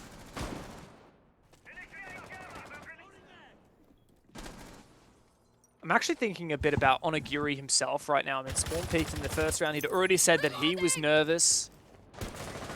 And he is one of the big players that Elevate, I won't say relies on, but definitely utilizes, especially with the playstyle that we know from them. If he's not firing on all cylinders, I would be concerned. Definitely would be. Oh, they've just tried to... Looks like they're going for this piano control across, but now aware of this mirror position and the roamer hanging down here in train. Now it is Jordan on the mute. Could flush that early or still go for that vertical control. They will have to be careful to speakeasy, of course, on the pulse. Getting that info and giving the info, because they have 4 C4s on the defense. That is a lot to have to deal with if you're aiming for that vertical control. Super Shorty doing some good work. Speakeasy getting some good info with the cardiac sensor as well. Now Joe will know there's one in his window. He takes an ambitious angle and loses it to the F90. Oh, hello! Speakeasy! Be careful! Holding that cardiac sensor out. Elevate have a significant advantage now. Luna is in a shocking position and about to lose his life. The Super Shorty and the lifeline to lock it in. My God, Elevate! What is this we are watching from the Stage 1 champions? They are not nervous. They are monstering Invictus. Yeah, this is turned on its head pretty quick. I mean, that first round felt pretty even, but wow, that one was incredibly one-sided. Just so good from Elevate on the clear. Just at least 3 of those engagements, it was just constantly Invictus Gaming players caught off guard. Absolutely incredible. And this could get deadly very quick if Elevate continue this up. It really could. Yeah, wow, definitely not what I was expecting going into this game, Raven. Like, I think the way I look at this, right, is Elevate have proven to be the better team in the past, right? And I think that for that reason, like, they are overall, like, favored. You know, if we were to call one team the underdogs, it would probably be Invictus. But that said, because of Invictus's result just in the previous play day against Elevate beating them, that suddenly makes us think, oh, maybe Invictus can do it now when it matters even more for Elevate, at least. And on top of everything else, like the fact that it's Cafe, where Invictus have beaten teams like Q-Confirm 7-1, like TSM at SI. Were we giving Invictus too much credit? I don't know. I mean, Invictus is just a hard one to read in general. You already mentioned, you know, some of the comments that Luna Metal made to you about their form, and I just think they're so hard to read at the moment. We tried all stage 2. At times they looked flat, at times they looked incredible. It's just always hard to read where they're at in this progression. At the moment, I mean, it looks like they're struggling a little bit against Elevate, at least based on that last round. We certainly haven't had enough. But from what we caught of the game against Fnatic, which granted wasn't much, they looked pretty good. So, I don't know, again, just cursed by some inconsistency this year, really, for Invictus Gaming.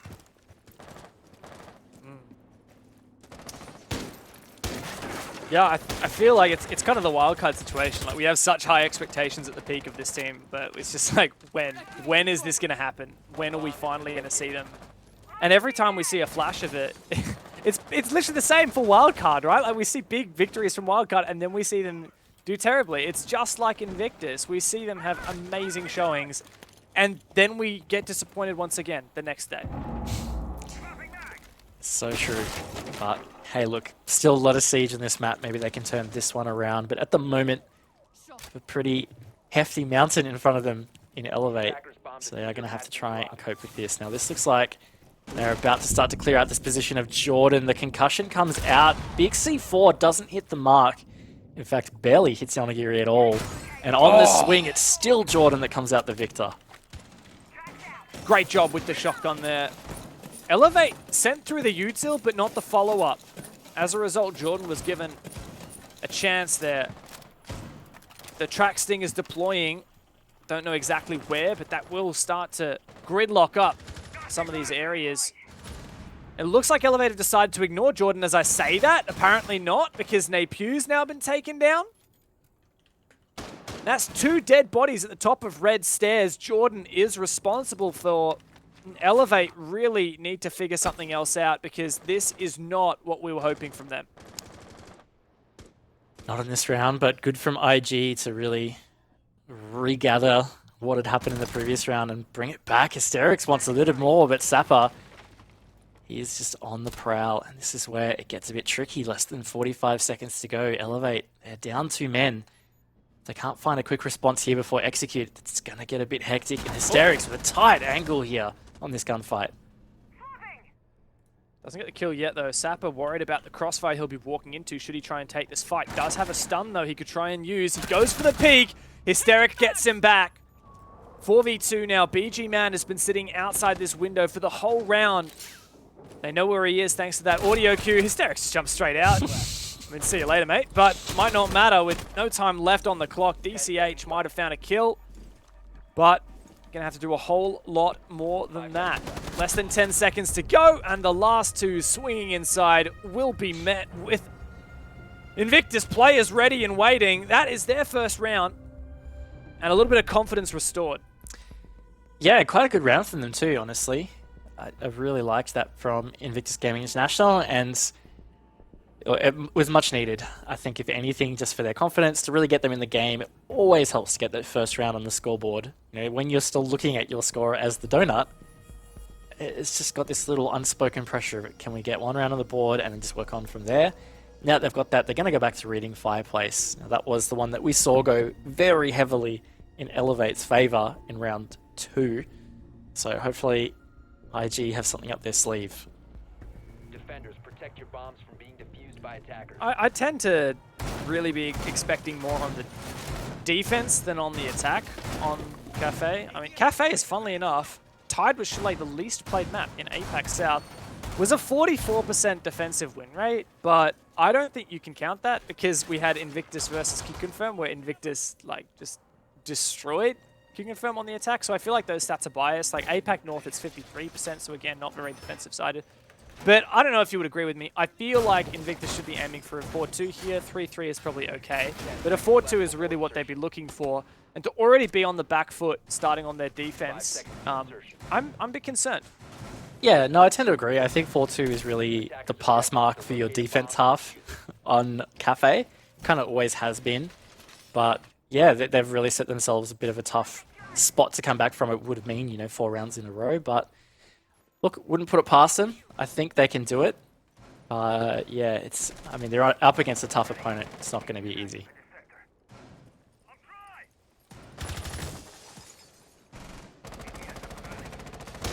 See if reading Fireplace can be any better for Invictus on the second attempt, just as Bar Cocktail was. This was just a bloodbath, this one. So many players taken out with no response. Almost a flawless one from Elevate on their previous attempt. Unlikely Invictus will give them those fights, though. Unlikely Invictus will be caught with their pants down in reading, with the cardiac sensor out, like we saw happen to Speakeasy last time.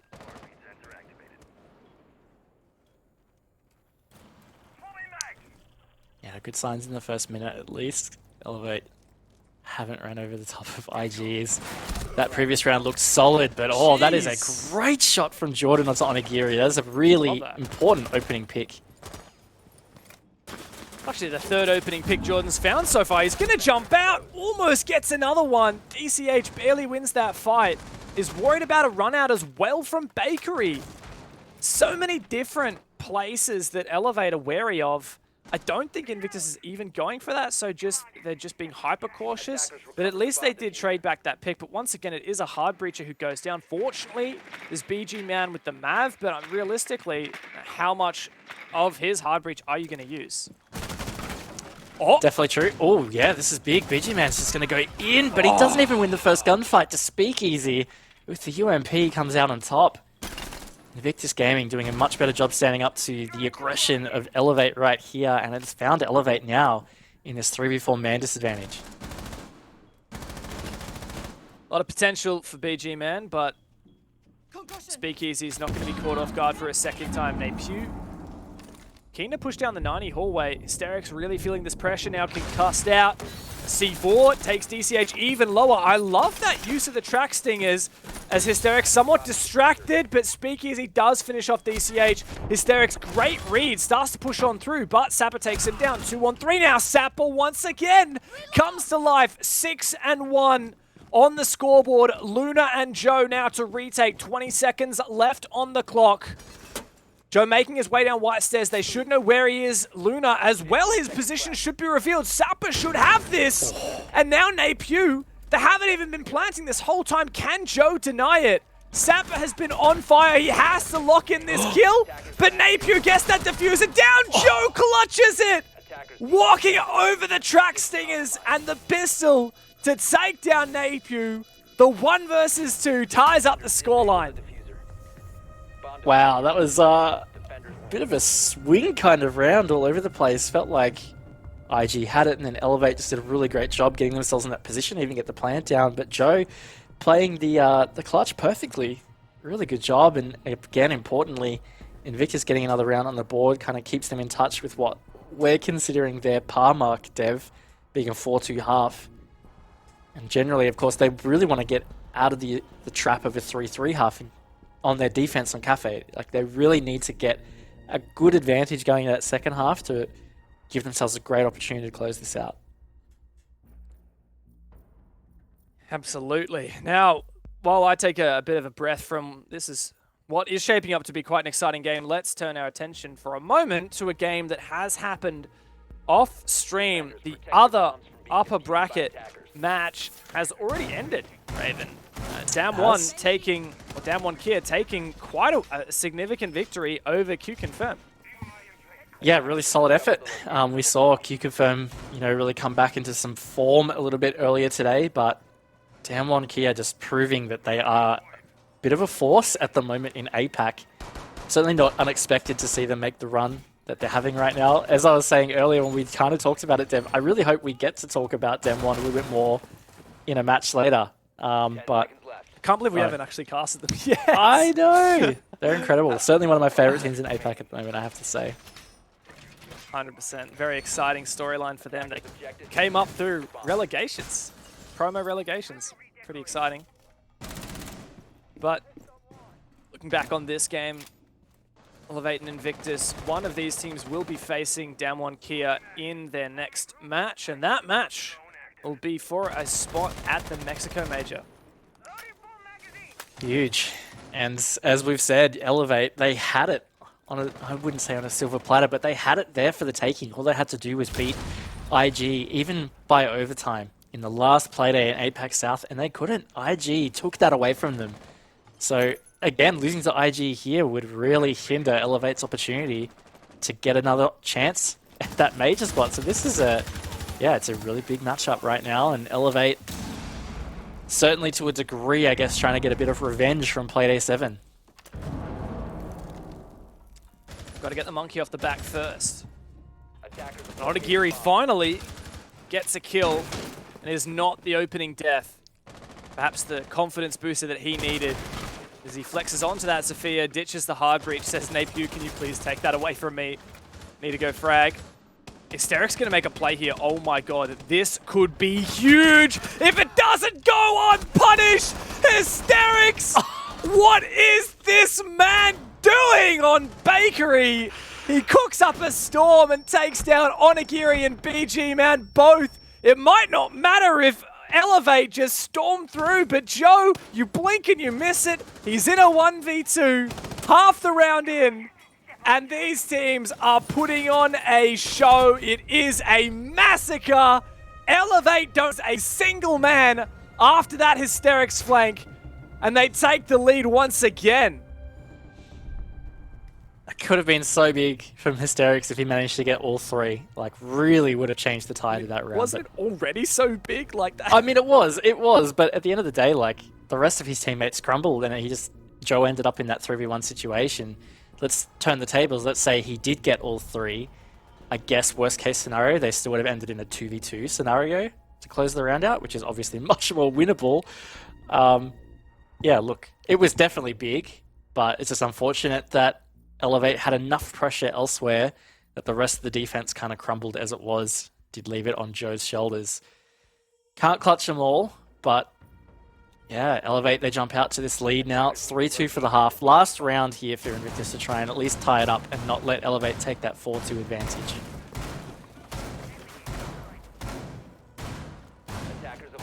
Back to bar cocktail as well. Now, this was lost on the first attempt from Invictus. One on the second, and one thing that has been a constant throughout both of those rounds is Jordan.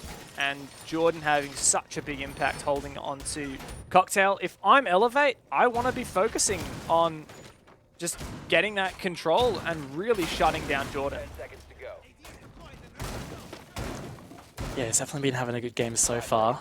Conversely, surprisingly, you know, really need to look at shutting down Sapper here on Elevate. I mean, the two most prolific fraggers on Elevate side that we're used to getting the big numbers being Onigiri and Napier. I'm going to hesitate to say they're struggling. I feel like Onigiri is actually struggling a little bit, but they're not in the game as much as the others. Sapper in particular, he's been having some really impactful kills. So, yeah, that is scary when you start to see some of those other players pop off that you don't really expect to be popping off on the scoreboard. But, yeah, either way, kills is just one aspect, right? Yeah. Yeah. Well, looking at Jordan now, I mean, he's done a lot of work with his C4s and his shotgun and his SMG. It doesn't really matter what he's got in his hands. He'll do something with it. RDCH? What was that?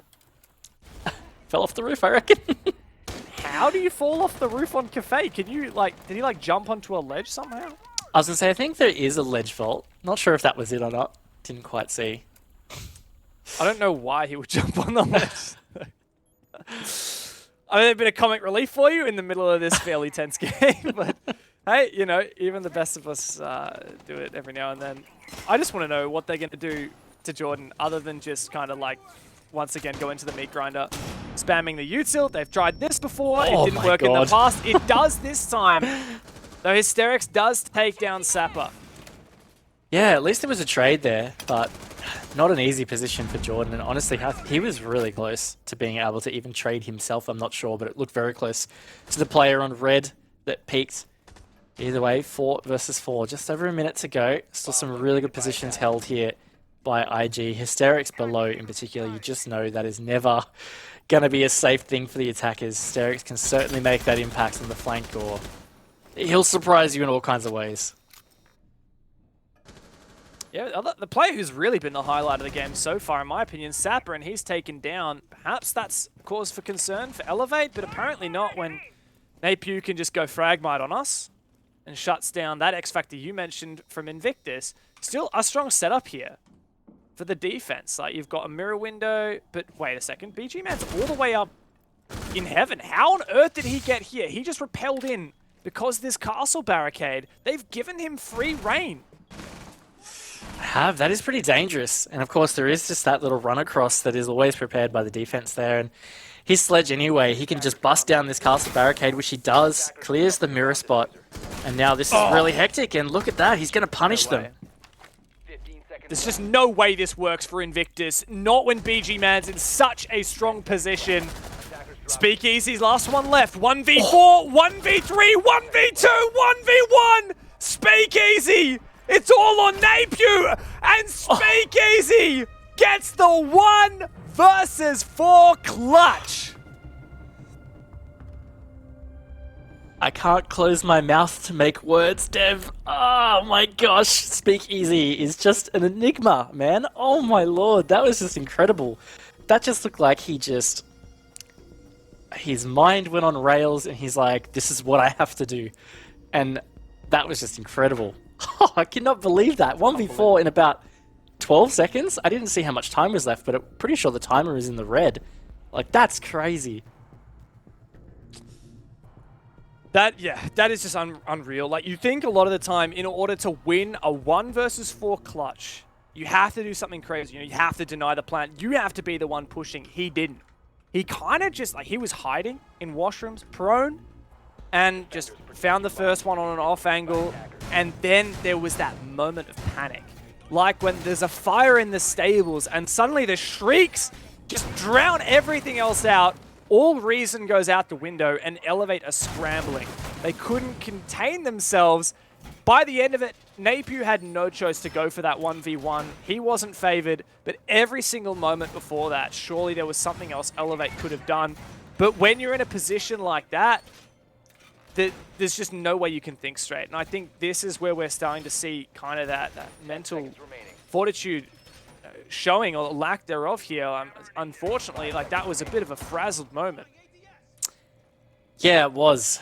What really sucks for, somebody like Elevate, or just when you're in that last attack round, it really sucks when you lose it like that for obvious reasons, but also there's no repeat attempt now. Like that is the half in the book. Time to move on to the attack or defense. And that's just annoying. It really is. Yeah, like you so want to have a go at that again because that attack was theirs. I mean, let's not beat around the bush here. That was well and truly Elevate's round. Speakeasy just is an absolute machine. But yeah, they will be kicking themselves for losing that. 3-3 half. Look, it isn't the 4-2 that we felt like Invictus needed. But I think especially off the back of that last round, they've got to be feeling a bit of hype going into this attack. Surely energy there for Invictus. But for Elevate, right, like you were saying, I think that the worst thing about making a mistake, the most frustrating part of making a mistake, is not being able to fix it. Now, 100%. Elevate can at least right their wrongs here on their defensive side. We're seeing a bit of spice coming out on both sides. Most notable being the Adrenal Surge we're seeing running, pulsing through Invictus's veins right now with Luna picking the Finker, something that we would typically see from Thai teams like Elevate, not so much from Invictus. Also have Sapper running the shotgun on Pulse, something that he's quite known for. Haven't seen him do in a little while though.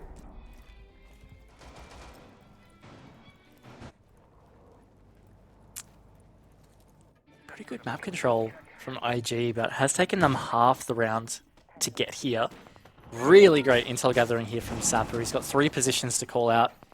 This is going to help Elevate really adapt to where the push is coming from, but not quick enough and not enough at all to stop Speakeasy. That's for sure. And APU goes down. Nice flash. IG might be on a roll here. Onigiri finally does get a trade. Big kill on the Speakeasy. Now with a minute to go, it does look like that the vertical control has been given to IG. Yeah, and alongside that pick, unfortunately, Sapper definitely not in a position where he should have won that. Uncooked nade perfectly baits that out. I mean, hysterics. That was just beautiful. That was absolutely perfect. DCH and Onigiri to hold on. I was going to say, look, if there's any player you want to take down from IG, it's Speakeasy, the guy on double digits, but they are certainly no slashes without him. Hysterics in particular has done some really good work this round, and now he's playing the Vert game. Just under 30 seconds to go. Jordan is poised to push in and try and get this plant down in his default spot. Now with Vert being held, gonna be a tough retake here for Elevate. Not gonna play for denial, or they doesn't quite get it. My God! That was a bit all over the place, Raven. I desperately tried to spam through that cabinet. But nope, Invictus do lock it in, as they should have after that significant advantage they established. Really, really good start to that round for them, wasn't it? It was. It really was. They just did such a great job crashing across from Piano. Now, it did take them a little while, about 90 seconds to get Piano Cigar kind of control, but once they did, yeah, they absolutely steamrolled anybody that was in their way over in Cocktail. Also found those vertical picks. Pretty clinical in the end from IG, and that is a great statement from their first attack. Take that round, they've taken the lead. This is looking good.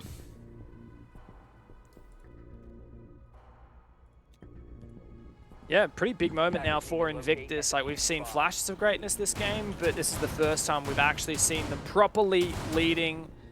And on their attack, they're proving me wrong, I guess, that this is perhaps not as defensive side as we would expect. And maybe 3 is enough. Maybe that's all they needed to get in the first half for them to take this away. Elevate just not quite the Elevate that we have seen from them in the past. Little note, I love that Evil Eye from Napew, top right-hand corner of your screen. He actually used the bar to jump onto that soft banister, like the little barrier, so that he could put it up on the elevated surface. Pun intended. I guess in that kind of makes it harder to knife. Maybe it gets better visibility over the bars as well. I don't know, just... I've personally never seen that vault before, so that was pretty cool.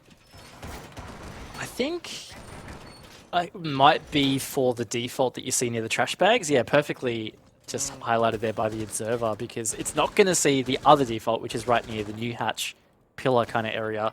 It won't see that, I don't believe, but it will see the trash bags, which, you know, is a pretty common plant, or at least It used to be. I actually don't think I've seen it a lot lately. In fact, I don't think we've seen a whole lot of Cafe lately. People don't plant lately as well. Well, that too.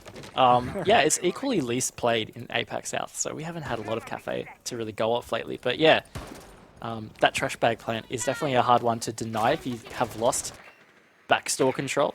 So, yeah. Yeah, there you go. And shout out to Mandy. It is Mandy on this main stream today doing our observing. She does Mandy a great Goat. job. Yeah, Mandy Goat. We've got Marshall who's doing the other streams as well, the off-stream games. So shout out to those legends and all the others at ESL Oz who are doing a fantastic job bringing you guys this production.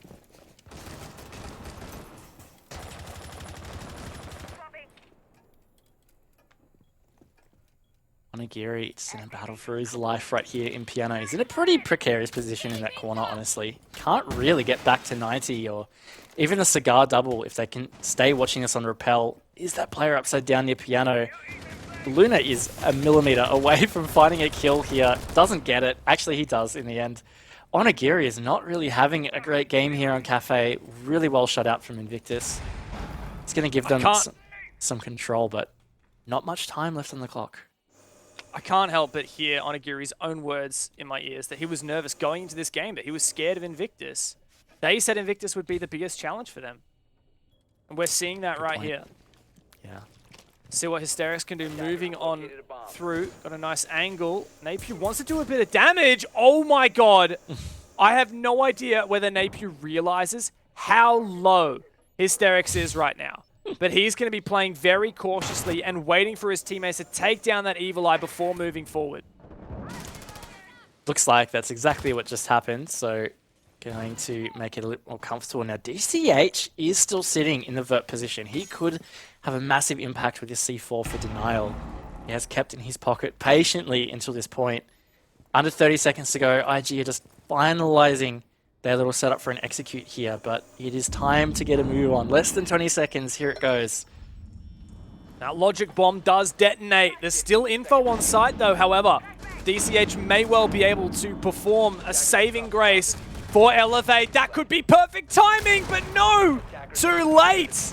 That said, it might not matter with Joe the only man left standing. He doesn't last long at all. Elevate once again tie up the standings. Raven, there is absolutely no doubt about it. Invictus and Elevate are here to play, and this is a very tight match. Yeah, a bit hard to separate at the moment. Also a bit of an anticlimax on the DCH play from below. Unfortunate, but at the end of the day, Elevate still just rolled over the top of Invictus's attempted execute. Gonna have to go down to kitchen cooking now. Have not yet seen this from Elevate in the half. So curious how this is gonna go, but yeah, we have just been trading round by round. I mean, Invictus have had stretches of 2 rounds back to back, but Elevate have always been there to tie it back up. And yeah, this feels like a very tense match right now, Dev. It feels like we're tracking towards an 8-7, and to put it back into context, remember, this is to have an opportunity to face Damwon Kia for a shot at the Mexico Major. This is a pretty big deal.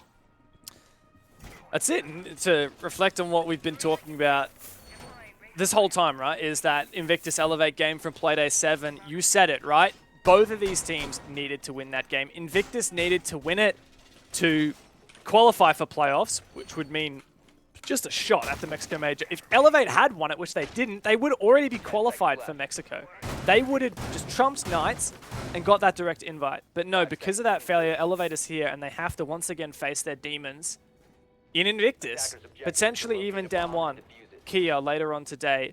Now, we know one thing for certain, Raven, and that is one of Elevate, Invictus, and Damwon Kia will be going to the Major. Which one? I don't know, man. It could well be 2 out of those 3 teams, but it certainly can't be all 3. Yeah, definitely right. I tell you what, though, my head and my heart are both saying Damwon Kia just because they have just looked so good. It feels like it's just their stage in general, but we will wait and see. That match does await us. Of course, we have to get through this one before we get there. And yeah, we can't separate these teams, so we're going to have to just be patient, wait and see who can break ahead. Nothing particularly eventful in this opening 40 seconds, just a lot of Victus Gaming separating or setting themselves up They have started to hard stick this Dokkaebi pick though, which I really like. I actually love seeing Dokkaebi played. I know that we talked about how painful she can be previously when she was banned, but definitely just facilitates some really nice roam clear. Not gonna lie, the other day I was playing some casual. Enemy team started playing Dokkaebi and like roam hunting me, and I got tilted, so I just played Dokkaebi and did it right back to them. Made them get tilted. It was great. It's the play. Yep. Let's see what Napew can do here. Dancing a tango with Hysterics. Is that both logic bombs already used? No, just the first one. Hysterics actually does cut off BG Man downstairs though. It looks like Elevate trying to support their roamers hasn't quite worked out for them so far. Hasn't, and they seem pretty aware still, of course, that Napew is in train, so they have really good positioning right here to try and deal with this. The nade comes out and Luna shuts him down anyway. Invictus Gaming, beautiful pinch, and with over a minute, they've given themselves this two-man advantage. And now they can just go to work on this vertical play. This is looking like a really nice attack. That's it, perfect roam clear for Invictus, but Hysterics has gone down. Could be the first of the pins to fall. Elevate might not have numbers, but they're happy to wait this out. That's the thing. It's funny, really. Like, Elevate are known to be that aggressive team, but they're happy to let the fight come to them. They're going to have to be on Onigiri, still prowling too over in the VIP dining area. This is going to have to be thorough from Invictus Gaming. Of course, they don't have direct access through the hatch, so they're going to have to go down the hatch, and they have Jordan's drops. Plant is going to have to happen here, Dev. 25 seconds now. Little Nook for DCH. Could save his life. This position could be so damaging, but he is droned out. Now he makes an aggressive play.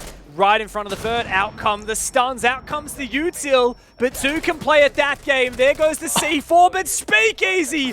Who else is going to do it if not this man? He finds the double, but on Onigiri! How does he deny the plants? Elevates.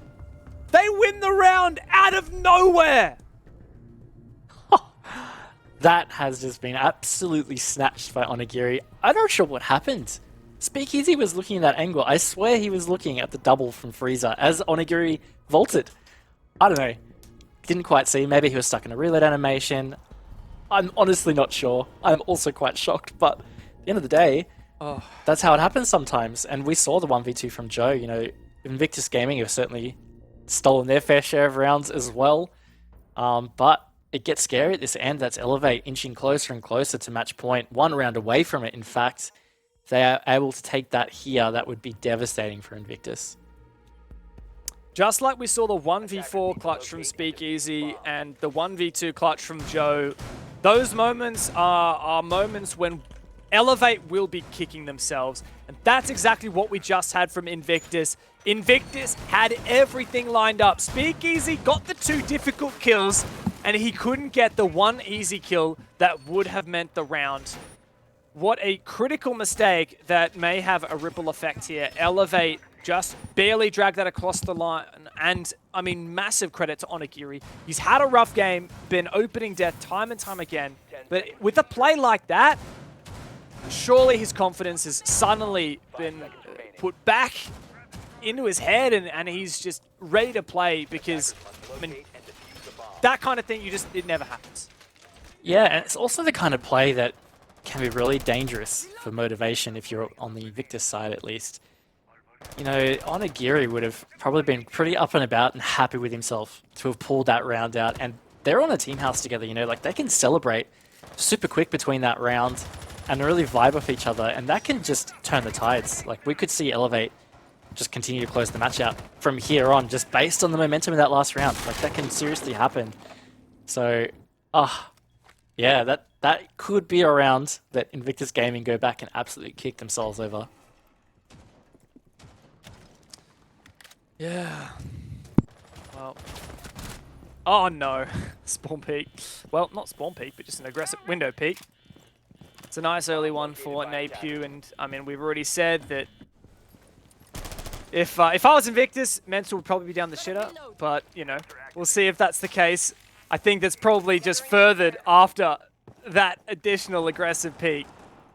I mean, there's just surely not a lot for them to really work with now. 4v5. Attackers have located a bomb. Trying to attack, a lot of map control to take. Yep, Sapper again, he's been doing work with the pulse, but he's caught off guard there by Hysterics. Not really thinking about the angle that Hysterics was walking to with the hatch, of course, maybe not to know that it was the sledge. Either way, important trade there. Sap has been having a great game. BG Man, though, that is really big. We're seeing so many trades here, Dev. Already, just after the halfway mark, 3 versus 3. But BG Man retains some pressure up in bar here. Wonder what Luna can do, because he's just been holding this Pillar's position for so long. No one's been feeding him those fights, and Onigiri dueling around those corners, does take down 1 kill, finally punished back 2v2. And Speakeasy's still alive, but BG Man's upstairs, as is DCH. It's going to be very difficult for Invictus to force down a plant, but they might be able to make something work through Fireplace. I think they're going to have to. Just the vertical is just too strong here from Elevate. Now that could have been huge if that nade hit. It didn't. DCH has just been making some quick last-minute renovations to ensure they can cover dining, and BG Man is perfectly positioned now to deny this.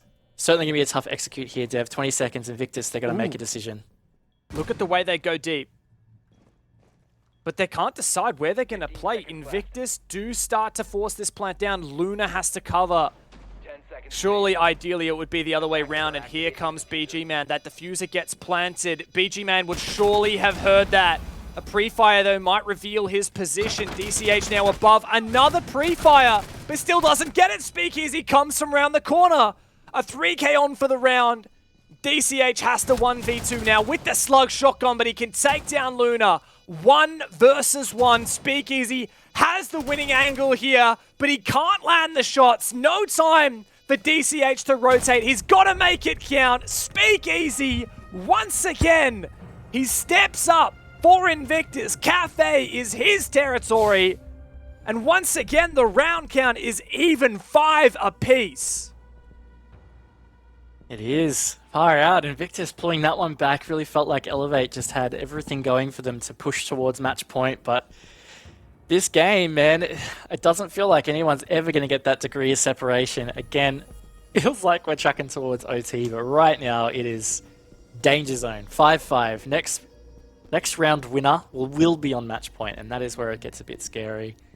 So, Bar Cocktail is the site that Elevate are going to give that a crack on. Yeah, well, with these attacks starting to... I kind of want to say these attacks are starting to have a little bit more punch to them, but at the same time, like, it just feels like there's a knife's edge, and delicately balancing what Invictus are trying to do on that knife's edge. As often as it does stay on and keep balanced, it also will fall. And we're seeing that. Like, sometimes Elevate slips through the cracks and sometimes Invictus pull it off. Here we are at breakpoint. One of these teams about to take match point on the back of this round. I couldn't tell you which way it's going to go. No, I don't think I could either. So we're just going to have to strap in and ride this one out because, yeah, this is going to have an epic conclusion, I feel. And look, Guz has kind of reminded me here. There's been a few mistakes, but to bring it back, there's a lot of pressure in this game. And I guess that's what you can expect when pressure really starts to add up, is some teams will make some pretty big fundamental errors or just some bad calls because, look, at the end of the day, these guys aren't robots. They are human. Sometimes that pressure will get to you, no matter how confident you might think you are. It happens. So, regardless, it is giving us this banger of a game, 5-5. Let's see who can break forward to match point first. IG have been hunting towards it. I'm pretty sure we haven't had an overtime match yet in the APAC playoffs. I feel like we are quickly barreling towards breaking that streak. Onigiri is going to try and hold Pixel. I haven't seen this kind of a hold for quite some time. This tends to fall out of meta, I guess, but do have that shield. It's on Invictus to clear.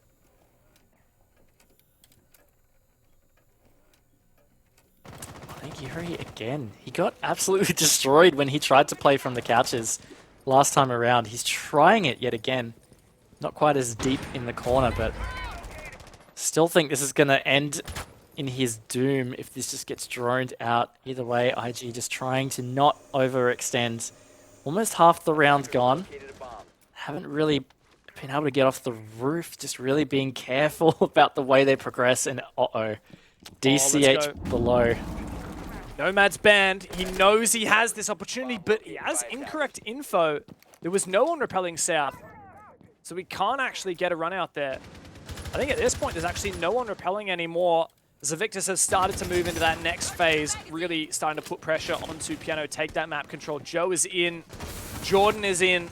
A minute left, though, Raven, and for this 5v5, it does feel like there's far too many players alive in the server and far too little map control for Invictus. Oh, and this is going to be huge from DCH. That's going to be Joe losing to the C4. And like that, Jordan also downed. It feels like Elevate have taken the lead right now in the round. And of course, 40 seconds to go. Victus Gaming are going to be able to revive Jordan. So it still is the 4v5. Got to have to try and make something happen here. That smoke is doing a hell of a lot of damage to Speakeasy. No time left on the clock. Surely we need the Candelas to come through. Here they come from Luna. The ADS to catch the first one. Second one goes out. The smokes as well to cover another Candela to go through. And BG Man can open up an engagement, but Speakeasy is forcing this diffuser down. Not gonna happen. BG Man once again. It's flawless for Elevate as they barrel towards match point. That was a big, dig deep effort there from Elevate. I actually really felt like IG were about to get that post plant down. They had Luna on the roof. It would have been really, really tough, but great job from them. They got that plant denial, and in the end, they closed that one out flawlessly at that. They're the ones on match point now, Dev. This is it. They are one step closer from seeking another opportunity to get to the Mexico Major.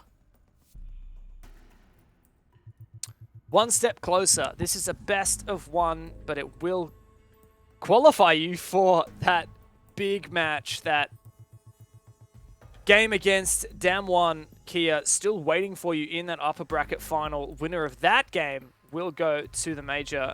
Attackers need to locate and defuse bombs. And of course, the loser of this game will still get to fight through that lower bracket. But I mean, there's a lot of teams waiting in that lower bracket, aren't there? And it's only going to get more and more competitive. You're only going to get more and more fatigue as this tournament continues on. We got 2 more nights of this, by the way. Like, this is not just a one and done, you know, chill out for a couple hours here. Like, we've already had so many matches here in the APAC playoffs, and we're barely getting started. Yeah, that's the thing, is it does start to get pretty hectic towards the ends. Of course, we have a few BO1s at the start, but they all turn into BO3s, which, as we all know and love, they get very exciting. See those maps trading back and forth. And speaking of the lower bracket and the BO3s, we have had Fnatic and Mercenaries start theirs on Coastline, and at the moment the score, I can tell you, is 2-0 in favour of Fnatic. Of course, not very deep in, but it is happening. Yeah, there you go.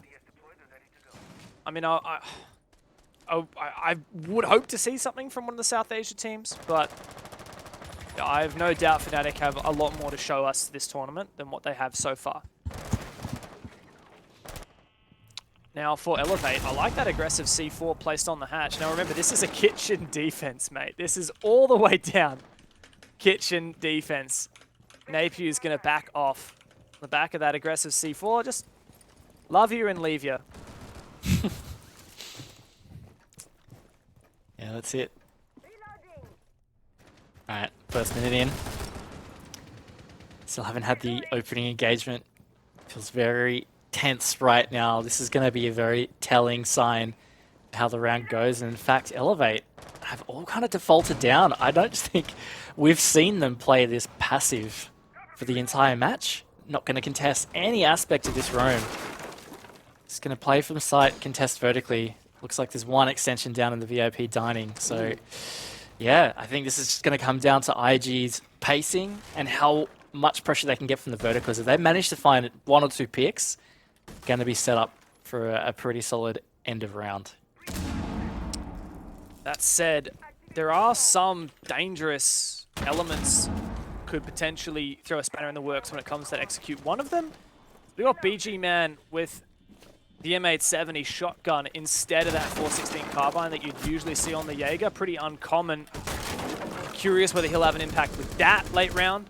But for now, really the pivotal thing for Invictus is just getting this vert play working, and it's mostly on Hysterics to get that job done. It is. And this is going to be really telling again. Whoever comes out on top of these vertical engagements could really dictate the round. Now we're getting very close to the business end of not only the round, but of course the map. It is elevator match point at 6-5 here.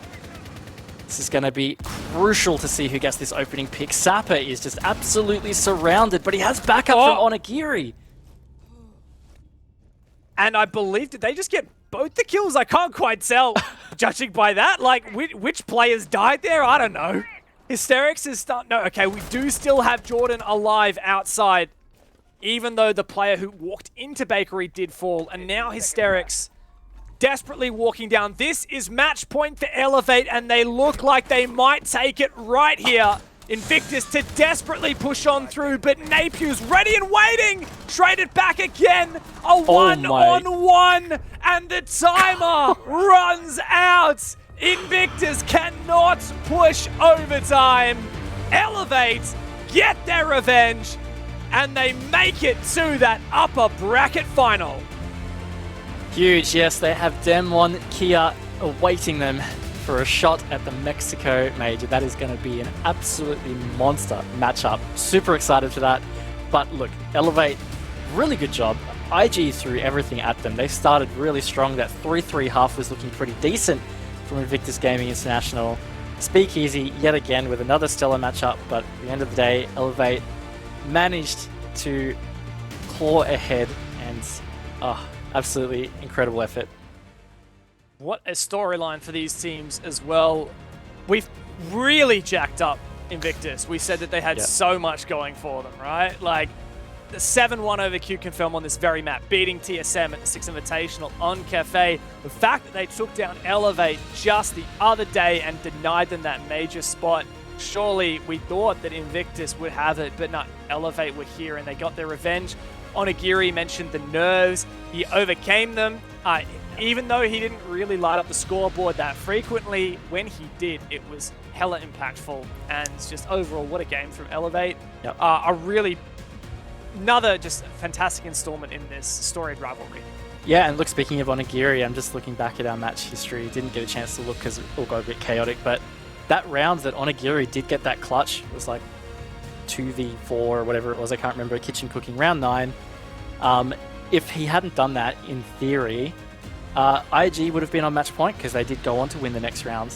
Could have really changed the pace of the game. That round was really pivotal. The fact that he managed to get that denial, yeah, it was a massive nail in the coffin for Invictus Gaming. And good effort for him to fight his nerves or whatever was going on. He managed to pull out a pretty impactful play that has pushed his team into the part of the bracket they're in now.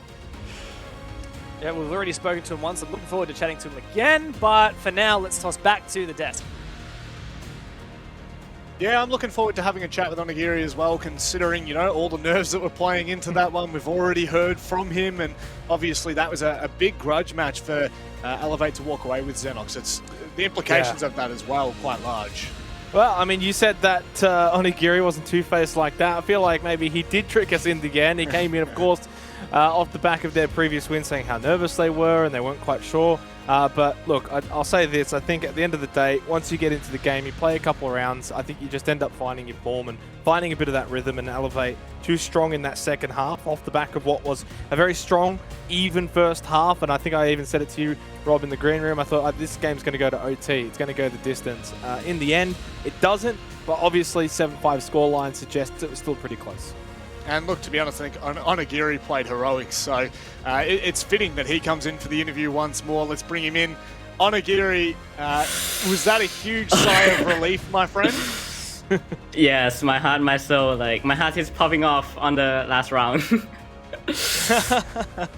Xenox? Onigiri, congrats on the win. I think you should feel very relieved, hopefully, off the back of that win. You get a day off as well before the upper bracket. I do have to ask, though, going up against M1 Kia in the upper bracket final, have you thought about potentially playing one of the APAC North teams, or is it you're just going to spend all of tomorrow doing your preparation? I think we're gonna spend all day for tomorrow to prepare ourselves against Damwon Gaming. Yeah, I think that is our plan. I want to play some jokes that Speak Easy play to me in APAC North Stage 1. I don't have as big as the AirPod Pro as him, but I can hear Mexico calling me.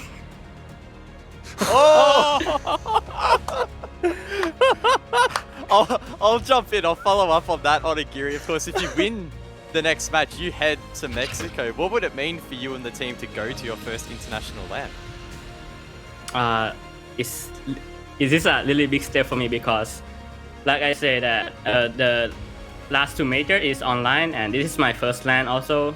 I'm very excited to go to the land, to the Mexico, and yeah, we'll try our best to beat Damwon Gaming on this Wednesday. Am I right?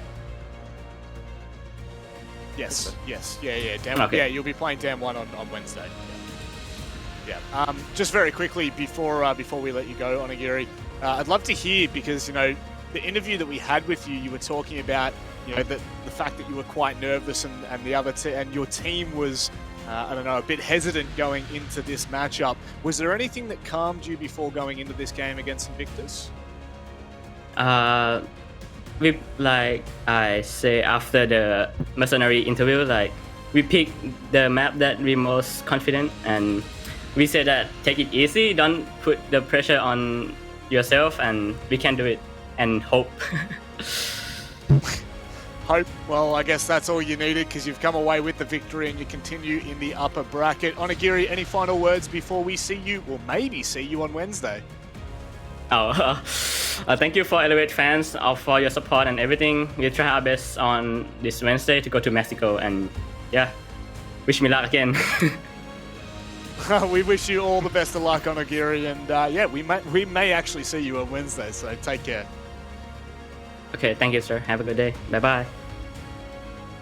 Sir, it's never going to get old, I promise you right now. If all of my interviewees do not call me sir from now on, I am going to, we're just not going to do the interviews anymore. But in all seriousness here, guys, I think that, that's kind of put a ribbon a little bit on Elevate's end of season, because we were really starting to worry for them after that IG loss, and all of a sudden they've bounced back quite firmly, I'd have to say.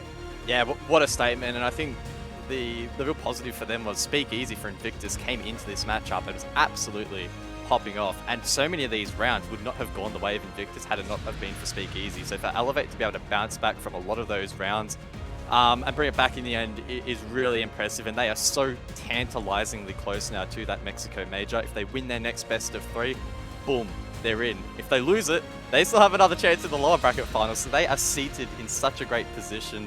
And you can see how much it means to Onigiri and the rest of the team, because again, they literally haven't gone to an international event before due to the online major error. So it's such a big matchup for them, they can rest up and get ready for it.